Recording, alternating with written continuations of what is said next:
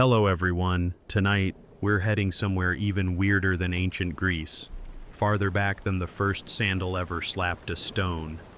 The Pleistocene wilds, where Neanderthals stomped around doing things that would make your gym bro blush and your paleo diet buddy weep with jealousy. Yes, Neanderthals, those so-called cavemen, could survive ice ages with nothing but a pointy stick, and they had brains the size of a cantaloupe, hands like dinner plates, and family drama that would put any modern soap opera to shame. If you thought humanity's weirdness started with TikTok, wait until you see what your prehistoric cousins got up to. Tonight, we're wandering into the world of absolute freaks of nature.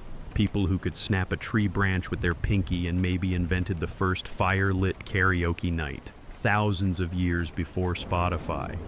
Before we start this mammoth-sized adventure, don't forget to hit like and subscribe if you love stories that make your high school biology teacher look mild by comparison. And ding that little bell so you never miss one of my late-night rambles through the human family tree. If you're tuning in from Hanoi at midnight or from London at the witching hour, drop a comment to let me know which Ice Age snack you'd pack for a mammoth hunt. Now, dim the lights, cue your best Stone Age playlist, and let's head back, way, way back, where the air smells of wood smoke and wet fur, and every shadow might be a Neanderthal, or, your neighbor in a big coat. Let's go. You step out into a morning so ancient it feels as if the sun is just learning how to be a sun. You can taste the frost on your tongue before you see it. A clean, biting cold that fills your chest like the world's first breath mint. All around you, the land is raw and wild. Not a city, not a road, not even a domesticated goat in sight. There's just a wide, sprawling emptiness broken up by the kind of gnarled trees that look like they've been through at least 3 major plot twists and a messy divorce with a glacier.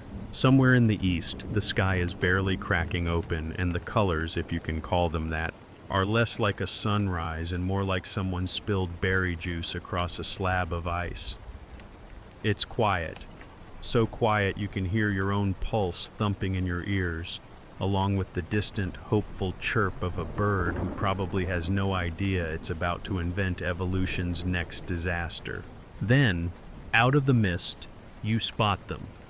A handful of sturdy, thick-set silhouettes moving through the tall grass with a kind of calm that's both reassuring and, frankly, intimidating. They're not in a hurry. They never are. Why rush when you've already mastered the art of not dying in an environment that actively wants you dead? These are Neanderthals. And if you expected hunched, bumbling cave goofs, get ready to update your mental PowerPoint, because the real deal is somewhere between a strongman competition and a TED Talk about survival. Their feet crunch across the frost. Their breath curls in the air like mini steam engines. You notice right away that everything about them is a little more.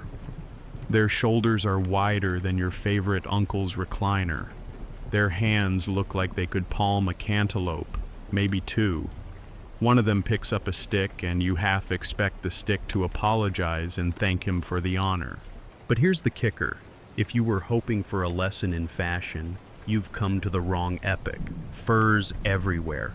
Some pelts are so huge you wonder if they're still alive. You catch a whiff as you walk behind them. A blend of old smoke, mammoth fat, and something distinctly herbal that probably would not pass modern health codes.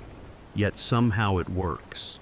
Neanderthal chic is about survival, not style points. Listen, under your boots, well, your imaginary boots, the ground is uneven and tough. Every pebble and root seems to have an opinion about your journey. The Neanderthals barely notice.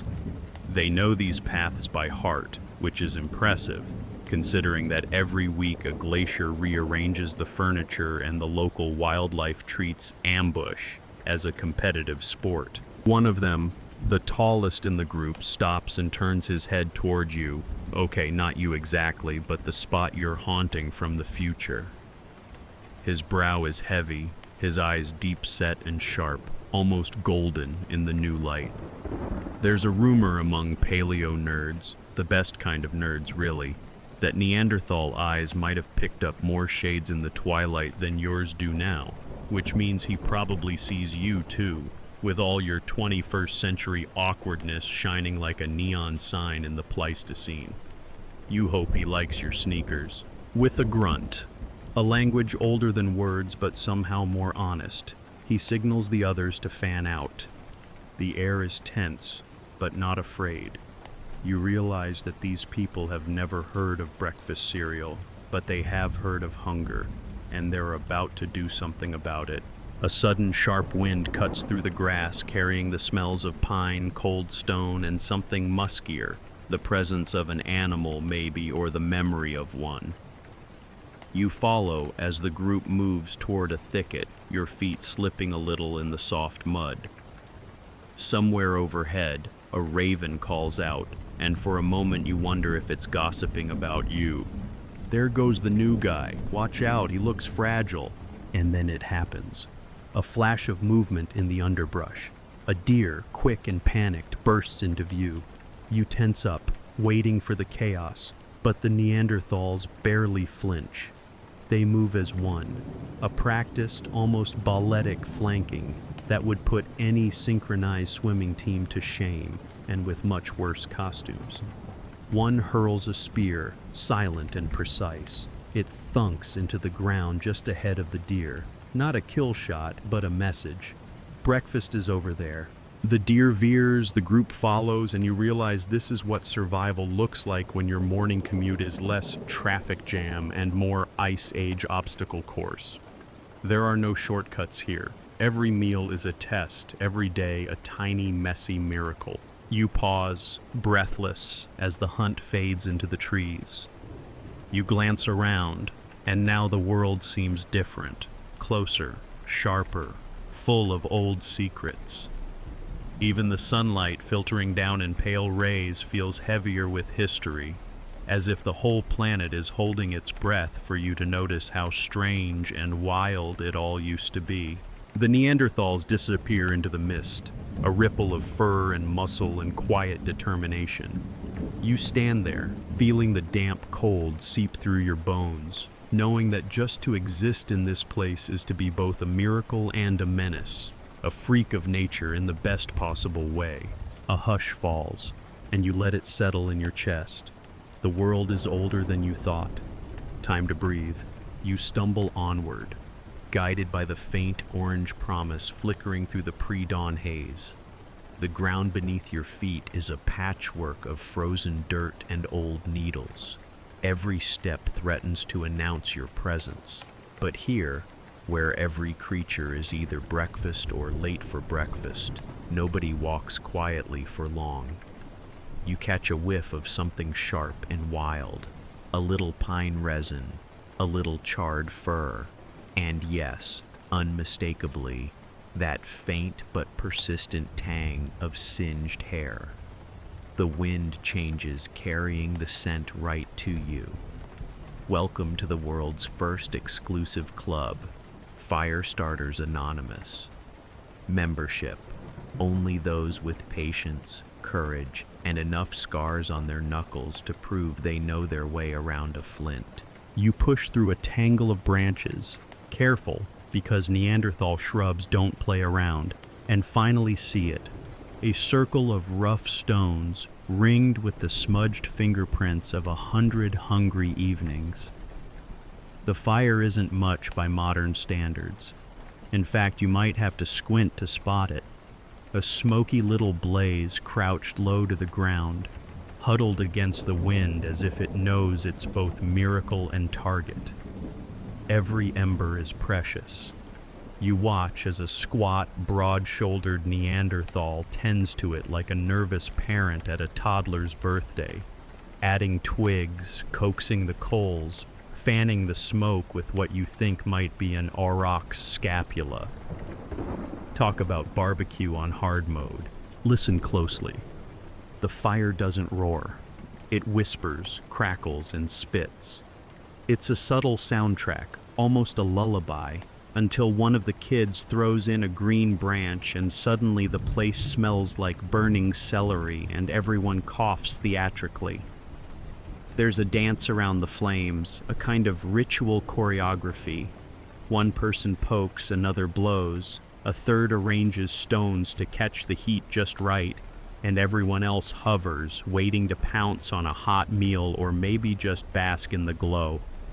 If you've ever watched a family try to start a campfire on vacation, multiply the drama by 1,000 and take away the marshmallows. You kneel closer, feeling the radiant heat on your face. It's different from any fire you've known.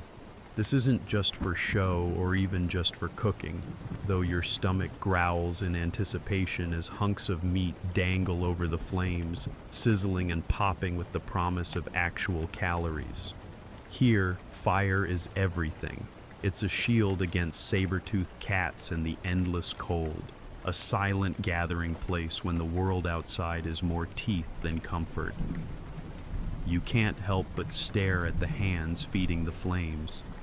Thick fingers, nimble as squirrels, moving with practiced, almost loving precision. These are hands that learn the hard way. If you lose the fire, you lose the night. A woman, brow furrowed, eyes the color of stormy water, leans in to examine a flint blade. She holds it up to the light, turns it over. Then, with a deftness that borders on magic, strikes it against a chunk of pyrite. You hear the sound, sharp, deliberate, almost musical, the spark that leaps out, the brief kiss of light on dry moss. She grins at her companion, who responds with a grunt that might be approval or might just mean move over, you're blocking the heat. If you're looking for the inventor of the group project, congratulations, you've found her. Over in the shadows, a cluster of children are playing Don't Touch the Fire or You All Lose Your Eyebrows, a game as old as humanity and just as poorly supervised. The youngest, barely old enough to walk, toddles dangerously close before being scooped up by a cousin with lightning reflexes. You smile, because even here, 40,000 years ago, some things never change. Kids will always try to stick something in the fire, and someone will always be there to rescue them at the last second. You shift your attention to the food, the real showstopper of Neanderthal cuisine. Slabs of meat, marbled with fat, roast slowly on sticks propped at just the right angle to avoid the smoke.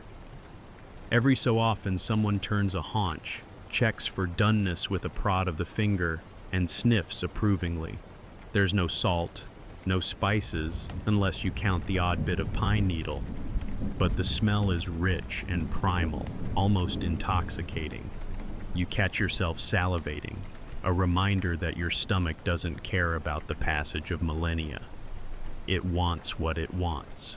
Every so often, someone tosses in a new log and the flames leap up, momentarily illuminating the ring of faces. You see the flicker of hope and exhaustion, the deep lines carved by wind and worry. There's a unity here, an unspoken agreement. Keep the fire alive and the tribe survives. Lose it and, well, you get a very short, very cold story. Above the camp, dawn is finally shaking off its blankets, painting the world in washed-out gold and brittle blue. Smoke from the fire drifts up, curling around a crooked branch before escaping into the wild air. Somewhere nearby, an old woman hums a tune with no words, just a gentle sound to settle the nerves and pass the time. You sit with her, close your eyes, and listen to the fire's heartbeat, steady, patient, ancient. You open your eyes again, and for a moment you wonder if you've slipped out of time entirely. The fire burns on, the tribe circles close, and the world outside waits, cold, dangerous, and full of teeth. Here, in this circle of warmth, you feel the edge of something big. The first chapter in a very long story about control, community, and the desperate, ridiculous, wonderful need to keep the light burning one more night. The flames dance low. You watch the sparks drift up, one by one, and feel the hush settle in your bones. Breathe. The world is still wild. The fire is still alive. You rub your hands together, chasing the last ghost of fire warmth into your fingers, and step away from the flickering comfort of the hearth. If you thought Neanderthals spent all day sketching on cave walls or inventing the original slow-cooked stew, you're about to get a surprise. Because here, on the banks of a churning slate-gray river, it's time for the world's earliest strongman contest. You squint into the glary morning, the lights harsh, slicing across the water, bouncing off boulders as big as minivans. Except no minivans here, just the constant muscular roar of the river, dragging whole trees downstream like they're driftwood toothpicks. You feel the vibration in your feet, the earth itself flexing, getting ready to see what you're made of. And then you see them. Neanderthals, stripped down to the waist, or to whatever passes for a waist beneath all that pelt and muscle, rolling up mammoth hide sleeves and squaring off against the river. The first thing you notice is their backs, broad, rippling, cut like someone took a chisel to a slab of ham and thought, maybe add more muscle. You try not to stare, but honestly, who could blame you? These folks are stacked. One guy, arms the size of small logs, squats next to a rock that you'd probably need a forklift to budge. He grins, yes, grins, as if he's about to do a party trick. And with a noise somewhere between a grunt and a laugh, he heaves the thing up, dust spraying everywhere. His friends cheer, their voices echoing off the cliffs in a language that sounds half like encouragement, half like a dare. You get the feeling personal space isn't really a thing when your biceps can bench press a dire wolf. You look around and realize that strength isn't just a hobby here. It's currency, survival, maybe even a kind of art. You spot a teenage girl tossing a bundle of sticks twice her size onto a growing pile, her face set in that "just watch me" expression every parent knows and dreads. Next to her, an old man, white streaks in his beard, one eye narrowed against the sun, hoists a skin of water over his shoulder like it weighs nothing.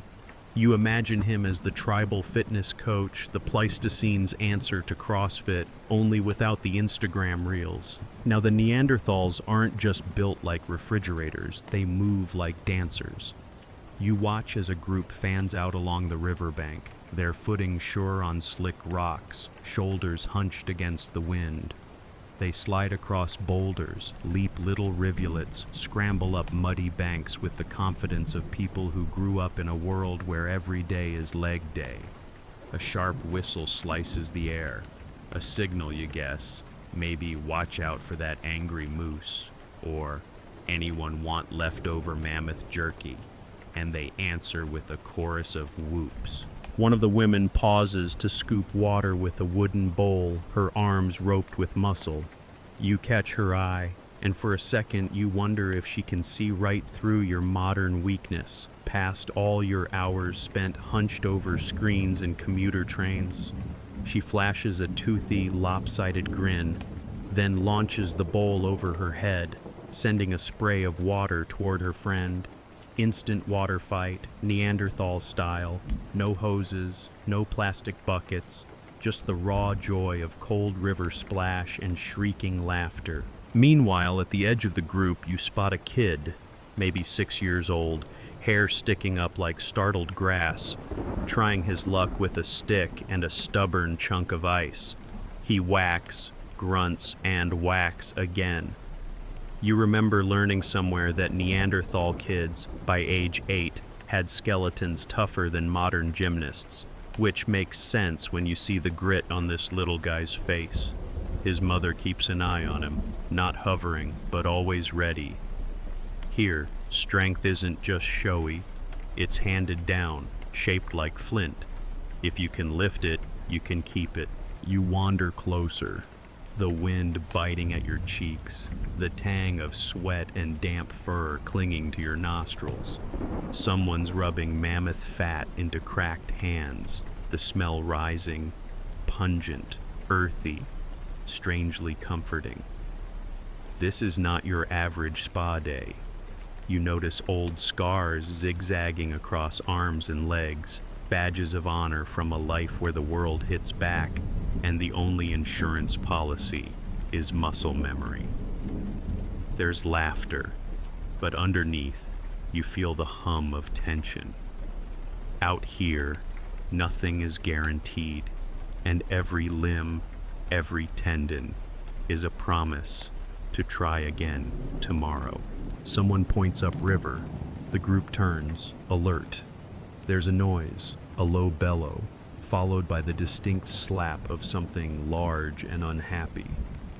Mammoth, you wonder.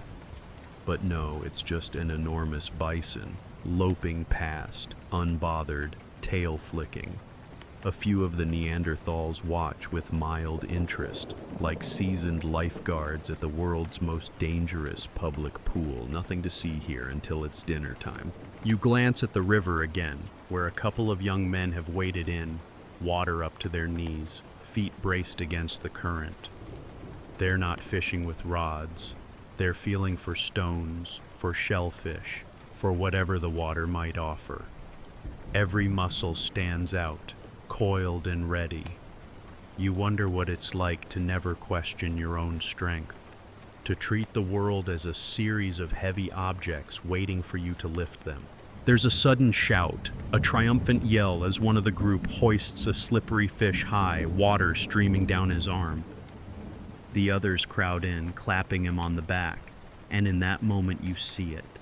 Strength isn't just about survival, it's about joy, pride, belonging. They are all here, together, proof that even in the harshest ages, it's good to have people who've literally got your back. You step back, the laughter and shouts blending with the river's rush.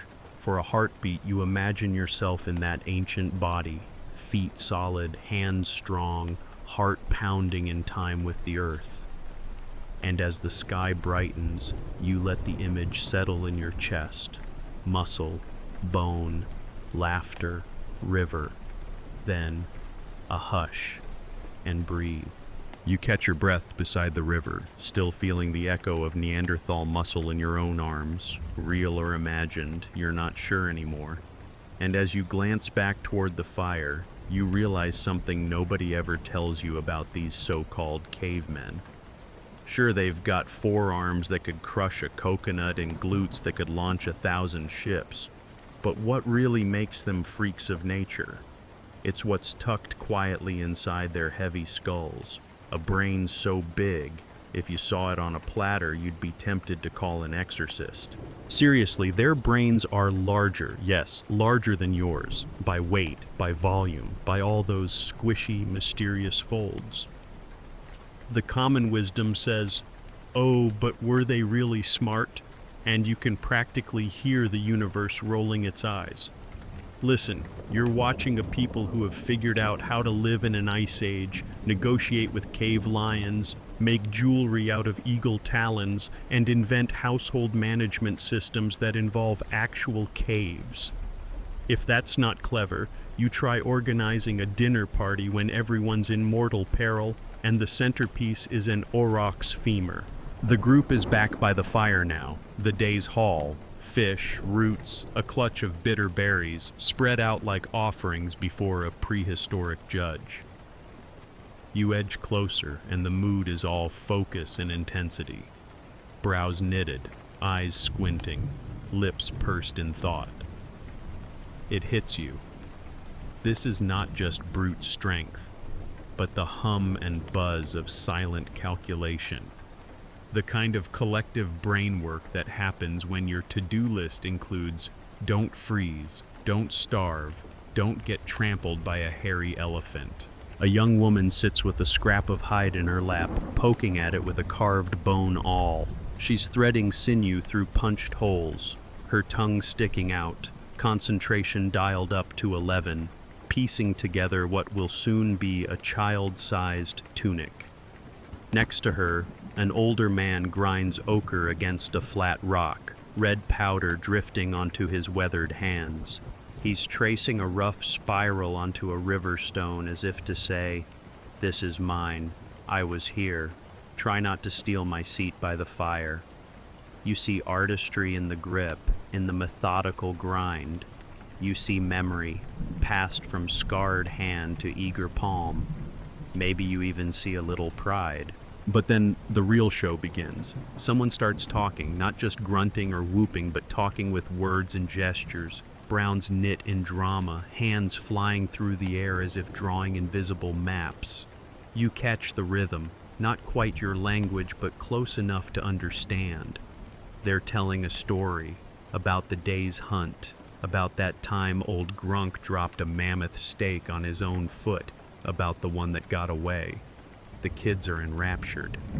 Even the grown-ups, who've surely heard this tale before, lean in, lips twitching with suppressed laughter. You realize you're witnessing the world's oldest stand-up routine. There's a punchline, you're sure of it. There's audience participation. One woman pantomimes a wild sprint, hair flapping, face all comic terror. The others burst into laughter, and you catch yourself grinning like an idiot. Storytelling, the original social media, and no annoying ads, unless you count the gnats. Suddenly the group shifts gears. They're passing around a flint blade, turning it over, debating, pointing at the napped edges and gesturing toward a half-finished spear. This is R&D, Ice Age style. You can almost hear the problem solving. Should the tip be sharper? Could the shaft be stronger? Should we add a decorative flourish so the neighbors know who's got the best kit? If you think innovation began with Silicon Valley, you haven't seen a Neanderthal tinker with a piece of bone for 3 straight hours just to shave an extra millimeter. All this brain power is wrapped up in bodies built for survival. But the real magic, the thing you feel humming in the air, is connection. Every look, every nudge, every chortle and groan is part of a language as deep as the caves themselves. These folks are collaborating, arguing, scheming. No wonder they lasted for hundreds of thousands of years. The only real difference between now and then is that nobody here has ever seen a spreadsheet. In the lull that follows, you feel the thrum of heartbeats. Yours, theirs, the fire's steady rhythm, layering together. You sense it in the way the tribe circles around a grandmother who begins to sing, her voice low and wavering, tracing a melody older than the hills. The youngest children curl close, eyes fluttering, safe in the knowledge that tonight the big brains and big bodies are on guard. You remember that for all their power, Neanderthals buried their dead with flowers, scattered ochre on tiny bones, tucked tools and tokens alongside those who'd gone ahead. Their hearts beat strong, so strong that love and grief and laughter echo here across 100 generations, right into your own ribcage. Someone tosses a handful of aromatic leaves into the fire and the smoke sharpens, prickling your nose. The world shrinks to the warmth of the circle, the murmured plans for tomorrow, the thud of a stone pestle, the sweet hum of a lullaby. For a moment, you let yourself feel how utterly miraculous this is. Brains like boulders, hearts like drums, all thrumming together beneath the vault of a sky so full of stars you lose count. And when you finally pull away, the hush is deep, the air cool against your cheeks, and you breathe in the old wisdom, settling it gently in your chest. You wouldn't expect romance to thrive where saber-toothed cats might leap out at any moment and every dinner is a gamble, but trust me, love finds a way. You stroll along the edge of the Neanderthal camp as dusk slides in, painting the sky with streaks of bruised plum and muddy gold. And suddenly the air is thick with a different kind of tension, the universal kind. If you've ever wondered whether Neanderthals knew drama, let's just say their reality show would leave the Kardashians for dead. No Wi-Fi required, just a cozy fire, some fresh mammoth fat in your hair, and an audience eager for the next plot twist. You settle near a knot of young adults lounging on furs, their laughter skipping through the evening like fireflies. Two of them, a broad-shouldered guy with a toothy grin and a girl whose hair is braided so tightly you wonder if she invented the updo, are deep in conversation.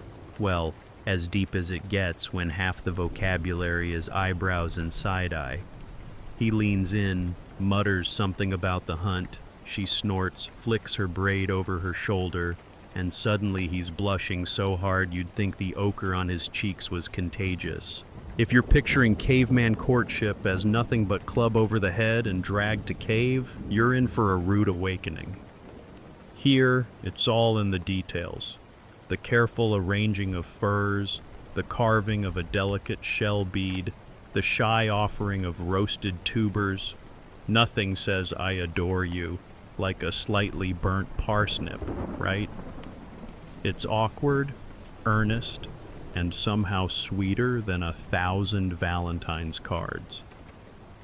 Nearby, a group of older women sit with knowing smiles, watching the whole thing like seasoned matchmakers at a wedding. One nudges another, murmurs something in a low, smoky voice, and the whole row bursts into suppressed giggles. You wonder if gossip has always been this delicious. The night deepens, the shadows pooling under every ledge and log. A few couples peel away from the crowd, wandering toward the edge of the clearing. You follow at a respectful distance, no need to be that kind of ghostly third wheel, and catch glimpses of whispered conversations, the occasional shy touch, and, yes, really, an exchange of necklaces fashioned from tiny bones and animal teeth. Romantic in a please don't die in the next blizzard sort of way. It's not all moonlit walks and flowery poetry, but it's love, and it's real. Suddenly, the camp's elder, the matriarch, all silver hair and hawkish gaze, claps her hands, and everyone gathers for the evening story. You settle into the crowd, heart pounding with anticipation, because nothing beats a communal drama session under the stars. She launches into a tale about two lovers from rival bands, separated by a flooded river, their love forbidden by the ancient rules, which honestly seem to change depending on who's telling the story. The crowd gasps, laughs, shudders, and sighs as the story snakes its way through heartbreak, triumph, and just a little bit of bear-related slapstick. A toddler falls asleep halfway through. An adolescent rolls his eyes, pretending not to care while inching closer to his crush. Love in the Ice Age is as messy as ever, full of misunderstandings, jealous squabbles, grand gestures, and quiet heartbreaks. You notice one man sitting apart, head bowed over a stone carving. His partner left with another clan at the last gathering, and he's been sullen ever since, chipping away at the rock like he can carve his heartache out grain by grain. Sometimes romance here is a test of patience, with more waiting than swooning, more longing than sonnets. And yet, when a girl slips over to sit by him, wordlessly offering a piece of smoked fish, he grunts his thanks, and just for a moment, the gloom lifts. Food is love, after all. There's no privacy here, not really.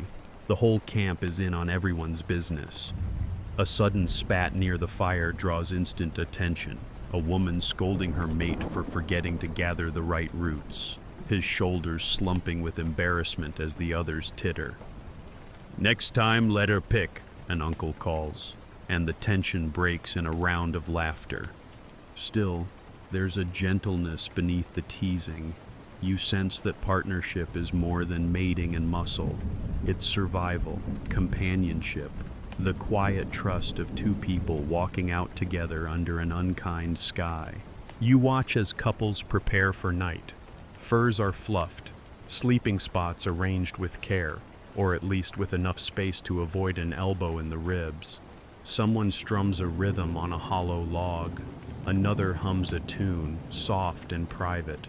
There are no vows, no rings, but the connections are plain.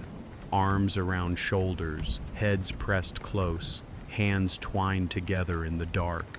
Even the elders, faces creased like old bark, share looks that need no translation. If you listen closely, you can hear the little heartbreaks too, the longing for someone lost in a storm, the awkward tension of a suitor rejected, the weary affection in the way an old pair bickers over who gets the warmer side of the hearth. Every love is a risk, every heart open to bruises and loss. But in this swirling mix of drama, hope, and everyday tenderness, you see the thing that keeps these people coming back to the fire: connection. A shooting star rips across the sky, and for a moment everyone looks up. Wishes, old as time, flicker in a dozen pairs of eyes. Maybe she'll say yes, maybe he'll forgive, maybe tomorrow the hunt will be lucky and someone will finally propose with a really nice wolf tooth. You settle back, the warmth of the campfire on your cheeks, the laughter and gossip swirling around you like a living blanket. The Ice Age is cold, but the hearts here are anything but. For a moment, you let the hush of night and the pulse of old love settle in your bones, and breathe. You always thought the night was for huddling under furs, hiding from toothy things with nothing but the distant hope of sunrise. But as dusk folds over the valley and the fire flares up, the Neanderthal camp transforms. Suddenly, it's less survival horror and more open mic night. You step back, letting your eyes adjust, and realize you're at the world's first after-hours club, run entirely on roasted marrow and questionable percussion. The air is rich, smoke curling like ghostly snakes between the tents, the sharp tang of cooked roots, a little animal fat sizzling in a makeshift skillet. Someone tosses in a handful of herbs, and the smoke turns fragrant, almost sweet. The stars haven't shown up yet, but the moon is already peeking over the trees, bright enough to make the dew sparkle on every blade of grass. And that's when the music starts. You feel it first. A low, pulsing beat, more felt in your ribs than heard, like the secret heart of the ground itself. One of the young men, all wild hair and shining teeth, picks up a hollowed-out log and starts thumping a rhythm that's half invitation, half dare. The others answer, not in words, but in the clatter of bone rattles, the slap of palm on knee, the shuffling scuff of feet on packed earth. The pulse gathers momentum, swirling up into the smoky air, and suddenly everyone's moving. You spot an older woman leading the charge, her feet nimble as a fox, her laugh as sharp as an obsidian blade. She claps her hands, and the kids, who've been sneaking bites of fire-roasted tuber, join in, banging sticks together in time. The whole scene is a riot of movement and noise, the kind that would make your next-door neighbor call the cops if you tried it after midnight. Here, though, the wildness is the point. And then come the voices. You're expecting awkward mumbling or tuneless howling, but what you get is something between a chant and a call to arms. A rising, falling melody that soars over the flames, weaving in and out of the rhythm like smoke through a hollow tree. It's not words, not as you know them, but every note carries meaning. Joy, mischief, longing, pride. A young woman, eyes bright as river pebbles, takes the lead, and her song spirals upward until even the trees seem to shiver. You realize you're watching the original karaoke, except instead of a screen and a backing track, you get the endless night and a captive audience who all know the tune by heart. Someone hands the singer a bone flute, and the melody slips sideways, becoming sweet, then mournful, then downright cheeky as she throws in a few wrong notes and winks at the crowd. The others roar their approval. If you think Neanderthals were humorless, you've never seen one fake a squirrel call just to get a laugh. The fire is the stage, and everyone's a performer. Two boys square off, trading silly dances. One does a lurching mammoth impression, the other a perfect startled hyena. The crowd votes with applause and wolf whistles. Okay, maybe more like enthusiastic barking, but the vibe is there. A grandpa with a face like a weathered mountain cracks his knuckles and croaks out a tune older than any calendar, all low hum and throat rumble, and the little ones crowd close, giggling as he pulls faces in time to the beat. It isn't all fun and games. There's an edge to the night, a sense that every song, every dance is part celebration and part spell, a way to keep the shadows at bay, to remind the darkness that it doesn't get to win tonight. You watch as a few people slip away to the edge of the clearing, eyes on the trees. One keeps rhythm on a carved drum, his gaze never leaving the black beyond the firelight. Safety in sound, you realize. If the world is listening, let it know you're strong, awake, together. You drift from group to group, feet crunching the leaf litter, catching snippets of songs and stories. A girl not yet old enough to hunt sings softly to her little brother, weaving a lullaby out of nonsense words and sleepy sighs. Her mother, nearby, joins in with a harmony so rich it makes your skin prickle. Across the fire, a gang of teenagers drum on empty skulls. Don't ask whose, it's probably better not to know. Challenging each other to keep the trickiest rhythms. A little offbeat, but everyone's smiling. The stars finally arrive, splashed across the sky in a shimmering mess. No constellations yet, just a wild, glorious scatter. Someone starts a story song about the biggest star, how it was once a brave hunter, or a lost mammoth, or maybe just a spark from the world's first fire. Nobody really cares about the details. They just want the story to go on, to keep the night full and round. There's no clock, no schedule, no closing time. The songs loop and twist one into another until your head spins with sound and the rhythm is stitched into your bones. Occasionally, someone starts a new tune, a bit louder or softer, maybe about a successful hunt or a particularly embarrassing fall into a muddy stream. The crowd's laughter is honest, rolling, and generous, the kind that makes you wish you could stay here forever, just another blurry face in the firelight. You realize that for Neanderthals, this is survival. Not just food and shelter, but music and noise, laughter and connection, the warmth of many voices holding the darkness back. You listen, letting the beat settle into your chest, feeling the weight of 100,000 years pressing close, soft and comforting as a favorite blanket.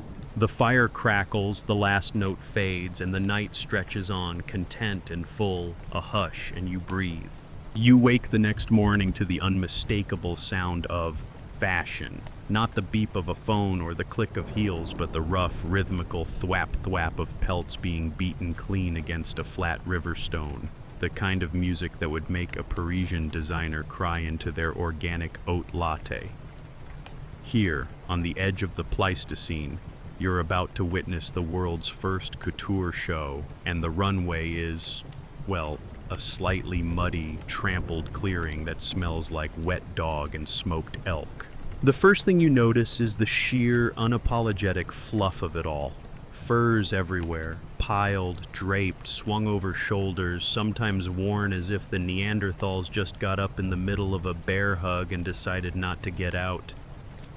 You're hit with the scent. Warm grease, tang of old smoke, a whiff of crushed mint leaves where someone tried to be extra. You reach out, fingers brushing the edge of a freshly tanned hide, and it's luxury. Soft, dense, almost humming with residual heat, like it only just came off the mammoth. Spoiler, it did. Forget about leather weather or synthetic down. In this age, every garment is a one-off, made for you by you or by someone who cares if you freeze your toes off. Fashion is not a statement here. It's the thin, fuzzy line between comfort and hypothermia, style and sudden, tragic extinction. But don't get the wrong idea. It's also very much a statement. There's competition for the best skins, for the softest inner reindeer, for the boldest saber-tooth fringe. You spot one guy, call him Og, twirling around in what can only be described as a full-length cave bear coat, the claws still attached for that little "don't mess with me" edge. The kids are in awe, though their mothers roll their eyes, muttering, "You suspect," about how the last thing anyone needs is another ego in fur boots. The sewing circle, Ice Age edition, is in full swing. Over by the fire, a trio of women and one sharp-eyed man are threading sinew through holes in a new pelt, their needles made from polished bone, their movements so sure and swift, it's almost hypnotic. You crouch beside them, watching a cloak take shape from rough rectangles. Someone jokes about who gets the hood, and there's laughter, bright and easy. You catch the faintest traces of personal style, a patchwork of foxtails at one hem, a slash of red ochre handprints at another. If you're looking for the first graffiti artist, you might be sitting next to her. You wander the camp, taking in the day's looks. The children, who have yet to be trusted with anything that could end up on fire, sport mini capes of rabbit and stoat, hopping in and out of puddles and showing off grass-stained knees. The teens are more daring. One has fashioned a necklace from wolf teeth and knotted sinew, and is working very hard to seem like he doesn't care if anyone notices. Everyone does. Even the elders, hunkered down near the fire, have a bit of flair. A feather tucked behind an ear, a smudge of ochre at the wrist, a belt woven from strips of salmon skin that shimmer when the sun finally climbs high enough to matter. It's not just what you wear, but how you wear it. The daily ritual of getting dressed, selecting the right thickness, the right layering, the right amount of intimidating tusk, has all the ceremony of a fashion week. Someone adjusts their hood just so before heading out to gather roots. Another ties up her cloak with a practiced knot, nodding to her friend like, "Ready for the tundra, darling." Accessories abound, pouches for berries, slings for tools, fur-lined boots so thick your ankles disappear entirely. There's always the one guy who's gone a little overboard. You spot him, bigger than most, beard matted with something that might be honey, striding around in a triple-thick mammoth cape, dragging half the forest behind him. Trying to impress someone, an ant teases. He grins, shrugs, and launches into an explanation of how his coat saved him from a particularly surly cave hyena. No one's sure if it's true, but the story alone makes him the star of the morning. You take a turn at the riverbank where pelts are being scrubbed, twisted, and dried over racks of willow branches. The water is icy. Your hands go numb just watching, but the workers joke and gossip, slapping at the hides with a rhythmic certainty that says they've been doing this forever. When a pelt tears, there's no panic. Just a quick patch with more sinew, a communal shake of the head, and a muttered prayer to the spirits of fashion past. By midday, the camp is a patchwork quilt of color and texture, creams and browns, the rare flash of silver fox, the copper gleam of red deer. There are no mirrors, but everyone checks their reflection in the water, smoothing hair, adjusting a fringe, practicing their most intimidating scowl. You try it yourself. Spoiler, you look more lost than fierce. A toddler toddles by in what might be the world's first onesie, rabbit ears and all. High fashion. As the sun dips low, everyone gathers for a meal. Furs pulled close, hoods up, cheeks pink with cold. It's a silent, shared understanding. The better your clothes, the warmer your bones. Around the circle, compliments are exchanged. One woman beams as her neighbor fingers the stitching on her cloak. A man thumps his friend's new boots with an approving grunt. Even the dogs, half wild and half family, sport little collars of braided hide, tails thumping in time. In the end, the fashion show has no winners, no prizes, just the soft, unspoken pleasure of knowing you're warm, you're noticed, and you've made it one more day. You wrap a borrowed cloak around your shoulders, feel its weight, its warmth, the faintest trace of wood smoke and old stories. The world softens. You let the comfort seep into your bones and breathe. You can feel it long before you see it. The hungry electric anticipation pulsing through the air, a kind of low hum that makes your own stomach growl in sympathy. All across the Neanderthal camp, the day's effort is drawing to its climax, not the hunt itself, but what comes after.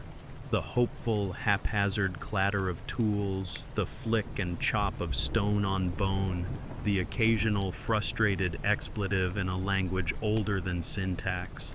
This is the symphony of survival, and you're about to witness its main event, dinner. The smell hits you first, like a fistful of raw nature straight to the face. Smoky, fatty, wild, a little gamey, a little dangerous, but so vivid your mouth waters on instinct. Someone's roasting marrow bones over the fire, and the scent of sizzling fat mingles with the sharp tang of singed hair, because let's be real, the Neanderthal approach to butchery is enthusiastic, but not exactly surgical. You catch a whiff of wild onion and something earthy like bruised roots and moss. Gourmet? Maybe not. Satisfying? Oh, absolutely. The camp is buzzing with the coordinated chaos of meal prep. Picture it. One group hunched over a half-dismantled carcass, knives flint sharp and hands covered in a mosaic of old scars and fresh blood. You edge closer, ducking a flying rib bone with the grace of someone who's clearly a dinner rookie, and watch as sinewy arms tug at stubborn tendons. There's a rhythm to it, an unspoken choreography. Slice, tear, snap, pass, grunt. Every piece has a destiny. This hunk for roasting, that strip for drying, the choicest bits set aside for the youngest and the elders, who always get first dibs. A tradition as old as hunger itself. A woman wipes her brow with the back of her hand, leaving a streak of red across her forehead that almost looks intentional, a warrior's mark. She glances up, meets your eye, and for a split second you sense the pride in her gaze. This is not just food, it's survival, victory, and a little bit of luck, all wrapped up in the thick, wild aroma of roasting meat. Nearby, the fire is king, crackling, snapping, casting wild shadows on the circle of faces leaning in, noses twitching, eyes gleaming with anticipation. Skewers loaded with meat and fat spit and hiss as they're turned, just so over the coals, juices dripping and sending up sparks that twist into the blue dusk.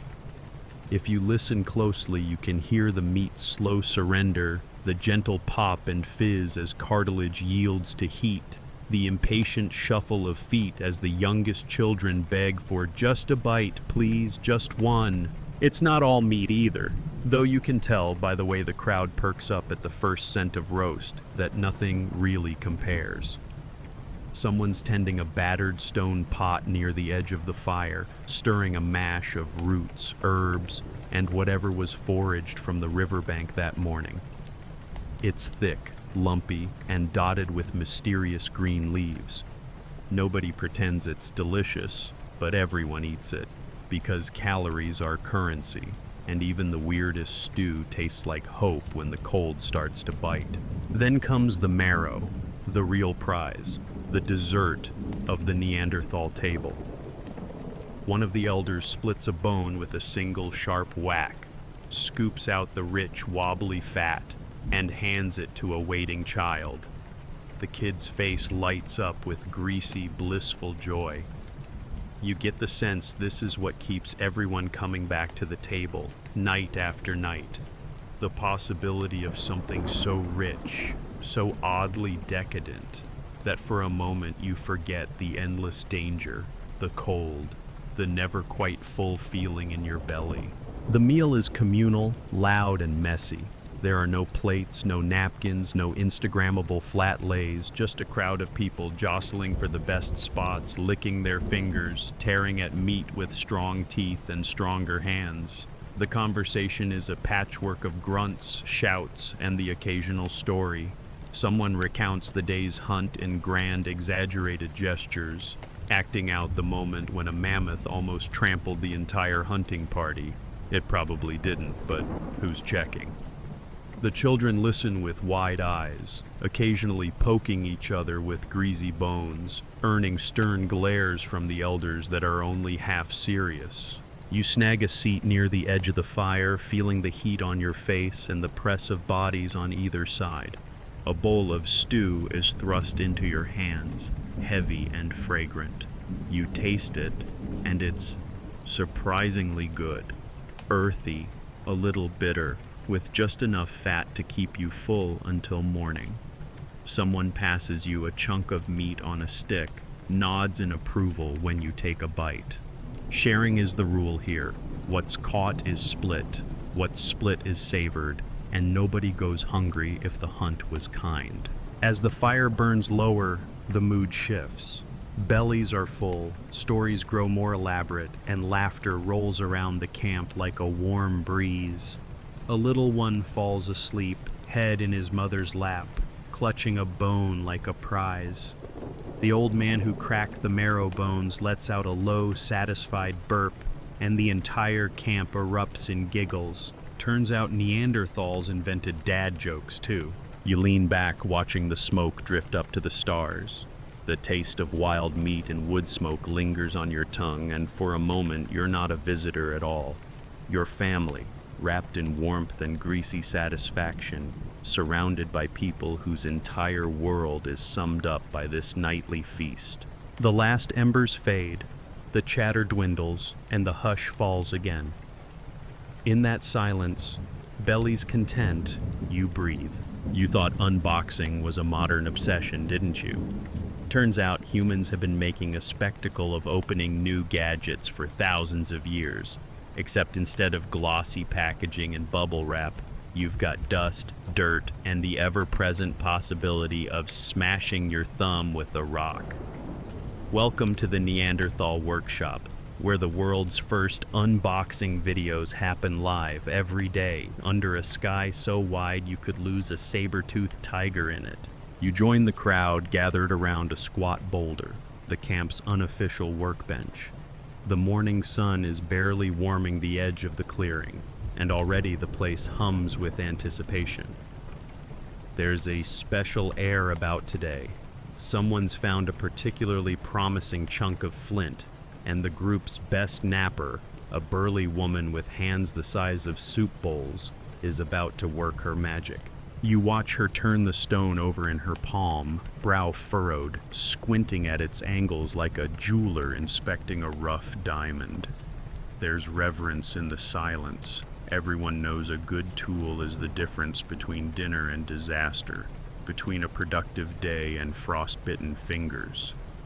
She weighs the rock, thunks it gently against another, and the sound is deep, resonant, the first tap to reveal.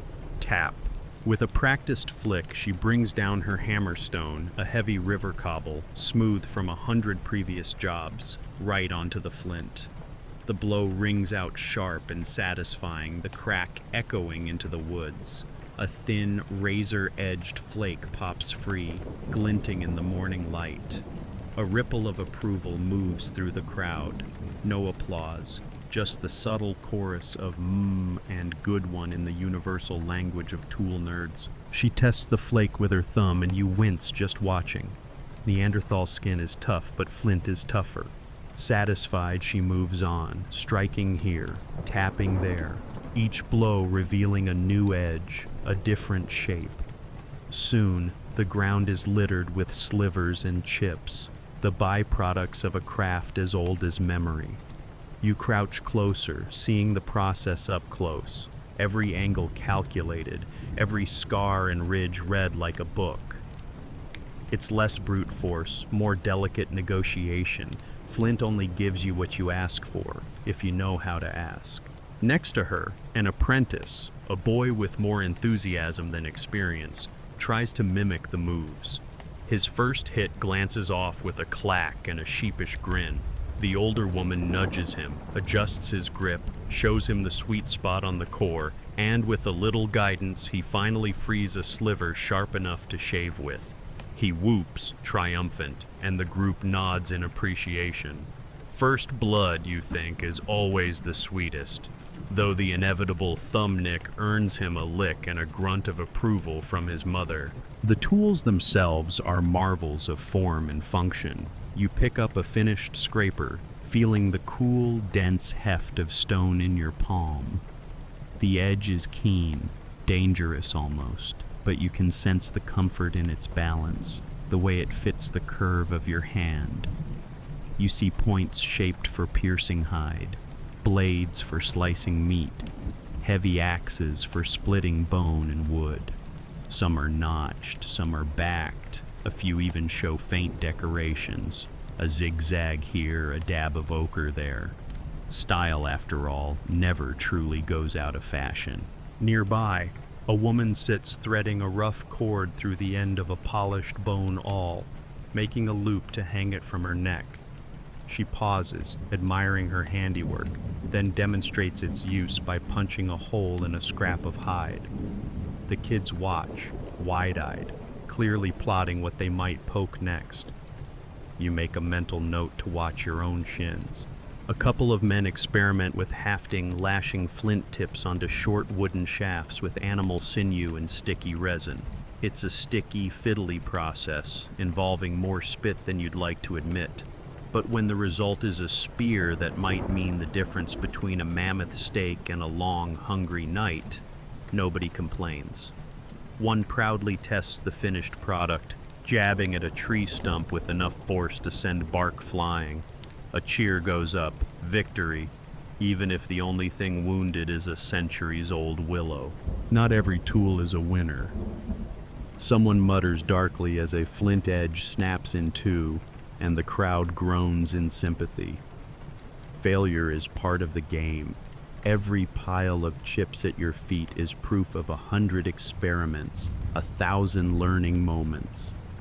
You realize you're witnessing not just craftsmanship, but community innovation, a group beta test where nobody pretends to know it all, and every improvement is shared before it's envied. There's pride, though, and the quiet jostle of competition. You hear the occasional boast, "That one split the last reindeer hide in a single cut," or "Try my new axe on that old bone, you'll see." Tools change hands, are admired, tested, and sometimes argued over. If you listen carefully, you catch the beginnings of a barter economy.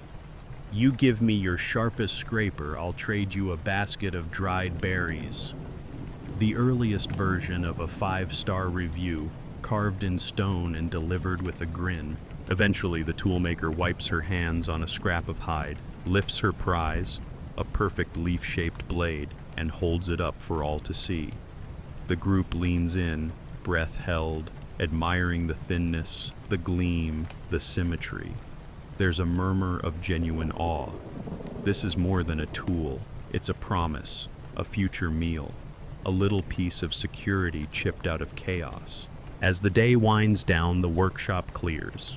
People gather their fresh tools, tuck them into belts and pouches, and drift away toward their evening routines. Chips and shards glint in the low sunlight, tiny reminders of ingenuity and stubborn hope. The master napper sits back, stretching her arms, watching the last rays flicker on her handiwork. You run your thumb along the edge of a broken flake, marvel at its sharpness, its simple beauty. All at once, you feel the hush of ancient inventions settling around you, hands busy, eyes bright, the world remade one flint at a time, and you breathe. You duck your head and follow the winding path deeper into the limestone, torch in hand, the air suddenly turning cool and close around you. Gone is the wide-open wildness of the steppe. Here, the world is made of shadow and echo, your footsteps muffled on thick dust and ancient bones. The smoke from your torch coils along the damp ceiling, painting everything in ochre light, as if the rock itself is whispering, "Shh, you're about to see something." A few yards ahead, the flicker of other flames signals you're not alone. Tonight, you've been invited to the Neanderthal night at the museum. There's no door charge, no security guard, no one scanning QR codes, but you do have to duck under a few low-hanging stalactites and watch out for the puddle in the middle. Nobody's figured out plumbing yet. The buzz is unmistakable. Hushed voices, a cluster of kids squirming with anticipation, an elder announcing, "We have a new masterpiece tonight," with all the gravitas of a curator who's had one too many cups of fermented berry juice. You step into the main chamber and suddenly you're enveloped by art, not framed and hung, but sweeping raw and alive on every surface. Bison, wild horses, spirals, handprints. Some of the images leap out in bold reds and blacks, others hide in the undulations of the wall, revealed only when the torch passes just so. The air smells of mineral damp and a tang of crushed charcoal. You run your palm over a painted ridge and feel the cool pulse of time. This, you realize, is the world's original streaming service, the first binge-worthy visual saga. The artists themselves, 3 of them tonight, faces streaked with ochre and black, are putting the finishing touches on a panel of galloping deer. You watch as one, tongue clenched between her teeth, dabs pigment onto the rock using a brush of moss tied to a stick. Another blows a fine cloud of ochre over her own hand, leaving a crisp outline. Her signature, or maybe just a prehistoric "was here" tag. The third, an older man with nimble fingers, etches shallow lines into a patch of stone, using the shadow to create depth and movement. No need for tutorials. The vibe is, if you want a bison with extra horns, draw a bison with extra horns. Someone behind you, voice full of pride, declares, "My cousin made that one," pointing at a particularly dramatic woolly rhino. Kids dart forward, eager to press their own hands against the wall, half hoping some of the magic will rub off. The adults stand back, arms folded, judging technique. "Too many legs," one mutters. "Not enough teeth," says another. It's the world's first art critique, and it's as honest as a kicked shin. You find a spot on the cold floor and settle in, soaking up the gentle chaos. Every so often, the artists pause to explain, using wide gestures and the occasional grunt, how they mixed their colors. Red ochre from the cliff, black charcoal from the fire, a splash of animal fat for that creamy finish. A teenage apprentice shows off his invention, a hollow bone filled with pigment for blowing outlines onto the wall. His little sister immediately tries to one-up him by adding a second row of dots to a painted aurochs, and the debate over originality is on. Even here, art is a team sport, and sometimes a full contact one. Storytelling takes over as the painting dries. The matriarch, queen of this underground salon, steps up and points to a panel near the ceiling. That, she declares, is the story of the Great Hunt. You follow her finger and see a procession of figures chasing a mammoth across undulating stone, the tusks curving with the wall, the hunters forever in pursuit. She narrates the scene with sweeping arms and full-body sound effects, mammoth trumpets, triumphant whoops, dramatic falls. The kids giggle, the adults nod along, and everyone feels the pull of a story older than any bedtime fable. You realize these walls hold memories, victories and disasters, old loves and clever jokes, warnings, do not poke the bear, and dreams, someday I'll catch a stag this big. The art is not just for beauty, but for teaching, for bragging, for belonging. You notice a faded patch where a row of hands overlap in a rainbow of ochre and ash, and the effect is almost modern, an Ice Age yearbook, signatures and all. Someone passes you a handful of berry mush, and with a grin, encourages you to try your hand at cave art. Your first attempt, a stick figure reindeer, earns a sympathetic smile from a 4-year-old, but you feel oddly proud anyway. After all, everyone starts somewhere. One of the artists laughs and, with a few flicks of her brush, transforms your reindeer into a snarling, heroic beast. The crowd approves. Collaboration at its finest. The night goes on. Stories pile up with the soot. The walls glow with memory and pigment, every surface alive with lines and color and laughter. Someone tries to start a song, but it dissolves into giggles when a little boy does an impromptu impression of a startled rabbit. The elders share glances that say, "We've seen all this before," but even they can't hide their pride in the art their clan leaves behind. Finally, torches begin to sputter. The air grows thicker, heavy with smoke and the warmth of bodies pressed close. As you leave, you look back, one last time, at the tangled dreams on the rock, and you feel the hush in your bones.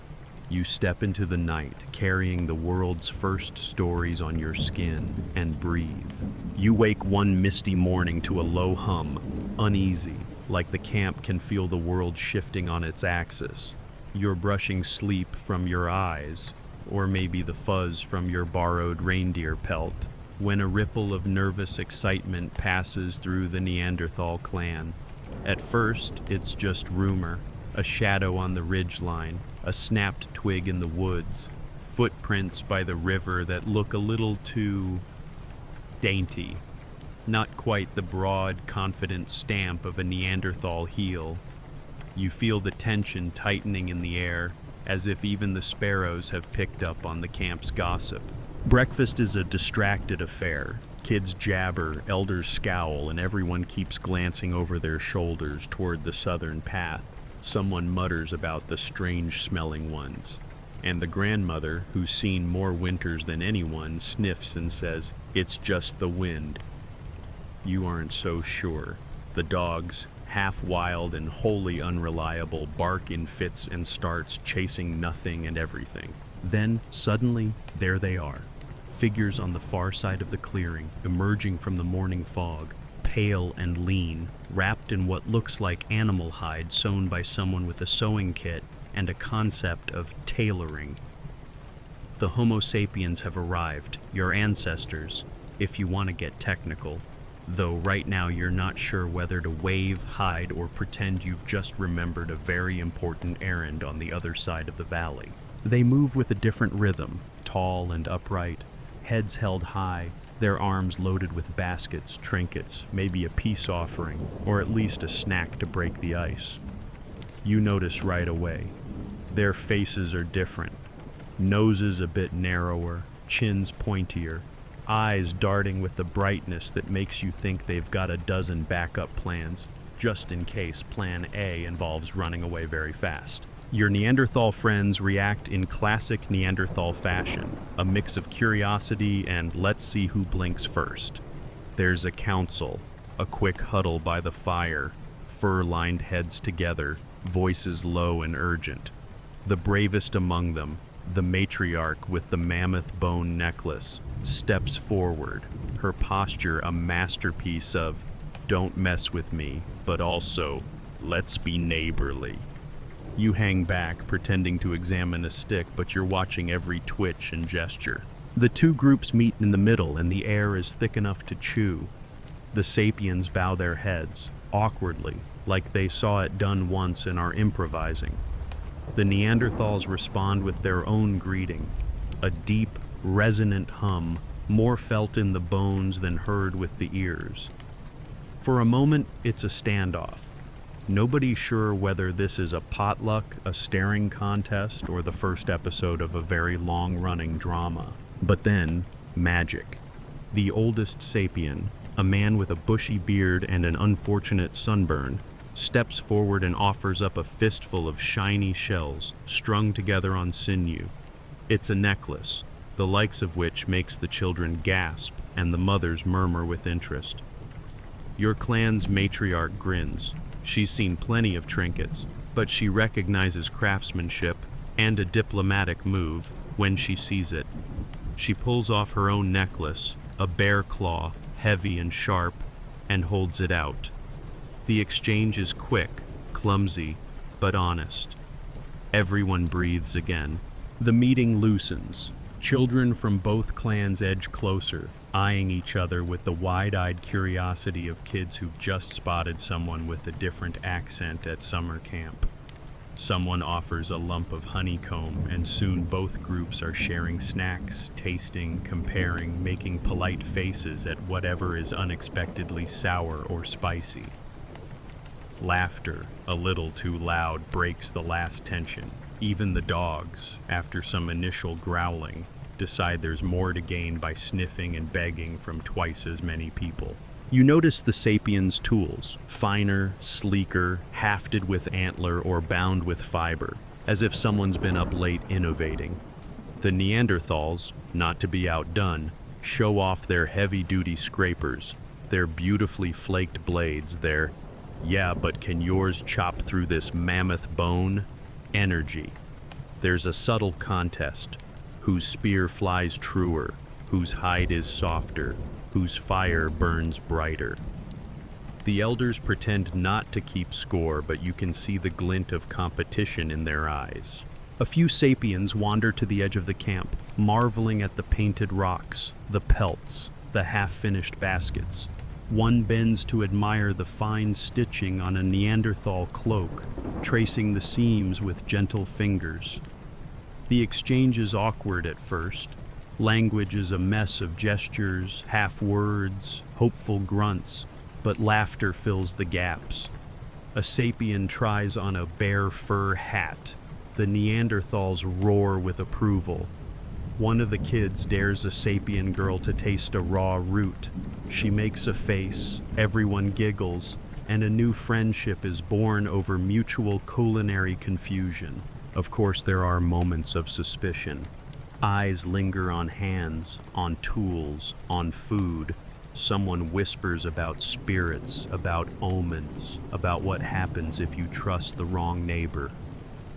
But the world is too cold, too vast, and too hungry for enemies to last long when there's fire and food to share. As the sun rises higher, the groups mingle more freely. You watch as stories are traded, with plenty of embellishment and hand-waving. Songs are sung, and an impromptu dance breaks out over a particularly raucous drumbeat. For a moment, you glimpse what might be possible, a world where strangers become neighbors, and neighbors become family, one awkward, hopeful meeting at a time. The shadows grow shorter, and the sapiens eventually pack up, waving and calling back promises to return. The Neanderthal camp feels changed, buzzing with new ideas, new tools, new dreams. You find yourself grinning because history, it turns out, is just a series of first encounters, some more polite than others. A hush falls as the last guest vanishes into the trees, the fire crackling at your feet. The scent of new friendship lingers in the air and you breathe. You'd think living through an ice age, dodging cave lions and keeping the fire going through the world's worst weather would be enough to keep people busy. But humans, Neanderthals included, are never content with just getting along. Drama is baked right into our marrow, and nowhere does it simmer hotter than when one family line bumps into another. So tonight, you find yourself in the middle of the world's original reality show, complete with alliances, betrayals, and just a dash of rock throwing for flavor. Welcome to the Neanderthal version of Family Feud. No Steve Harvey, but plenty of side-eye. It starts quietly, as these things do. You're helping gather firewood with the morning crew when you notice a knot of elders off to the side, voices low, glancing toward the forest's edge. There's a tension in their posture, like deer caught between freeze and flight. A scout comes barreling in, face flushed, breath steaming, and the murmurs start. The East Valley clan is here. You feel the mood shift, subtle but unmistakable. The adults get sharper, the kids quieter, and the dogs start pacing like furry alarm bells. By mid-morning, the visitors arrive. There's no knocking, no invitation. They step out of the woods in a loose, wary cluster, shoulders squared, eyes scanning every shadow. If you thought Neanderthals all looked the same, you can drop that myth right now. This crew's taller, maybe a little leaner, their pelts darker, faces streaked with clay. The two lead women wear necklaces of black river shells, status symbols so obvious you almost expect a neon sign. One of the men carries a spear tipped with a tooth so big you wonder if it belonged to a lion or a rival who got mouthy at last year's fish fry. The introductions are stiff, performed with all the forced politeness of distant cousins meeting at a wedding buffet. Your group's matriarch offers a seat by the fire. The visitors plant themselves just a little too close together, their laughter a bit too loud, their smiles edged with warning. If you're hoping for a Hallmark movie reunion, adjust your expectations. This is less blended family and more choose your side. The tension builds in the little things. One of your clan's best hunters offers dried berries, only to be met with a sniff and a muttered, "We've had better." The children size each other up in silence, a battle of side glances and subtle nose wrinkles. A grandmother, never one to waste time, starts asking about lost goats and disputed fishing spots. The visitors reply with careful shrugs, as if to say, "Prove it." The dogs, sensing an opportunity, steal a chunk of meat and vanish into the brush, earning brief, united laughter, the only truly peaceful moment so far. Soon the real contest begins. Nobody says it out loud, but you can feel it brewing in every sideways look and every accidental elbow bump. It's part Olympic Games, part middle school dodgeball. First, it's a throwing contest. Flint-tipped spears thudding into tree trunks, each hit followed by raucous cheers or dramatic groans.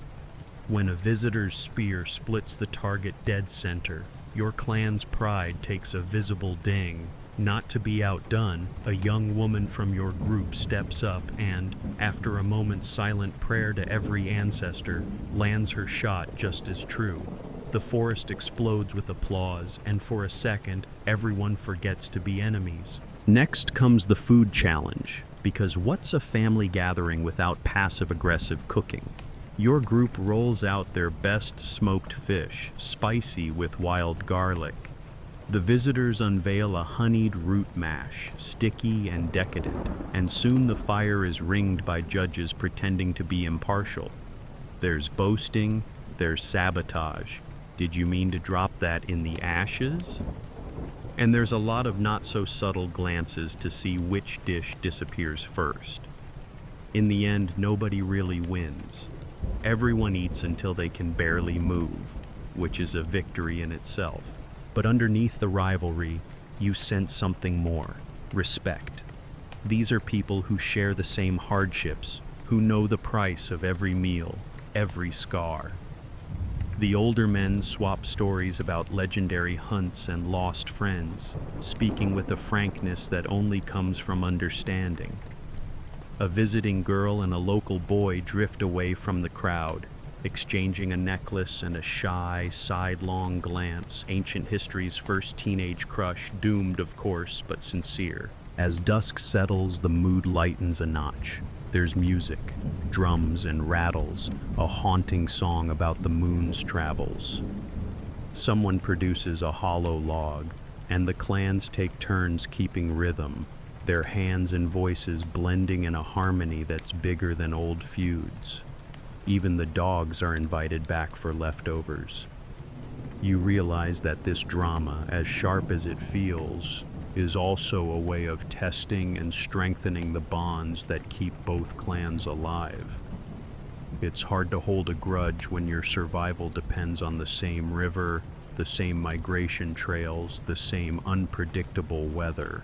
Inevitably, there's a final symbolic match, a wrestling contest between the two clans' strongest.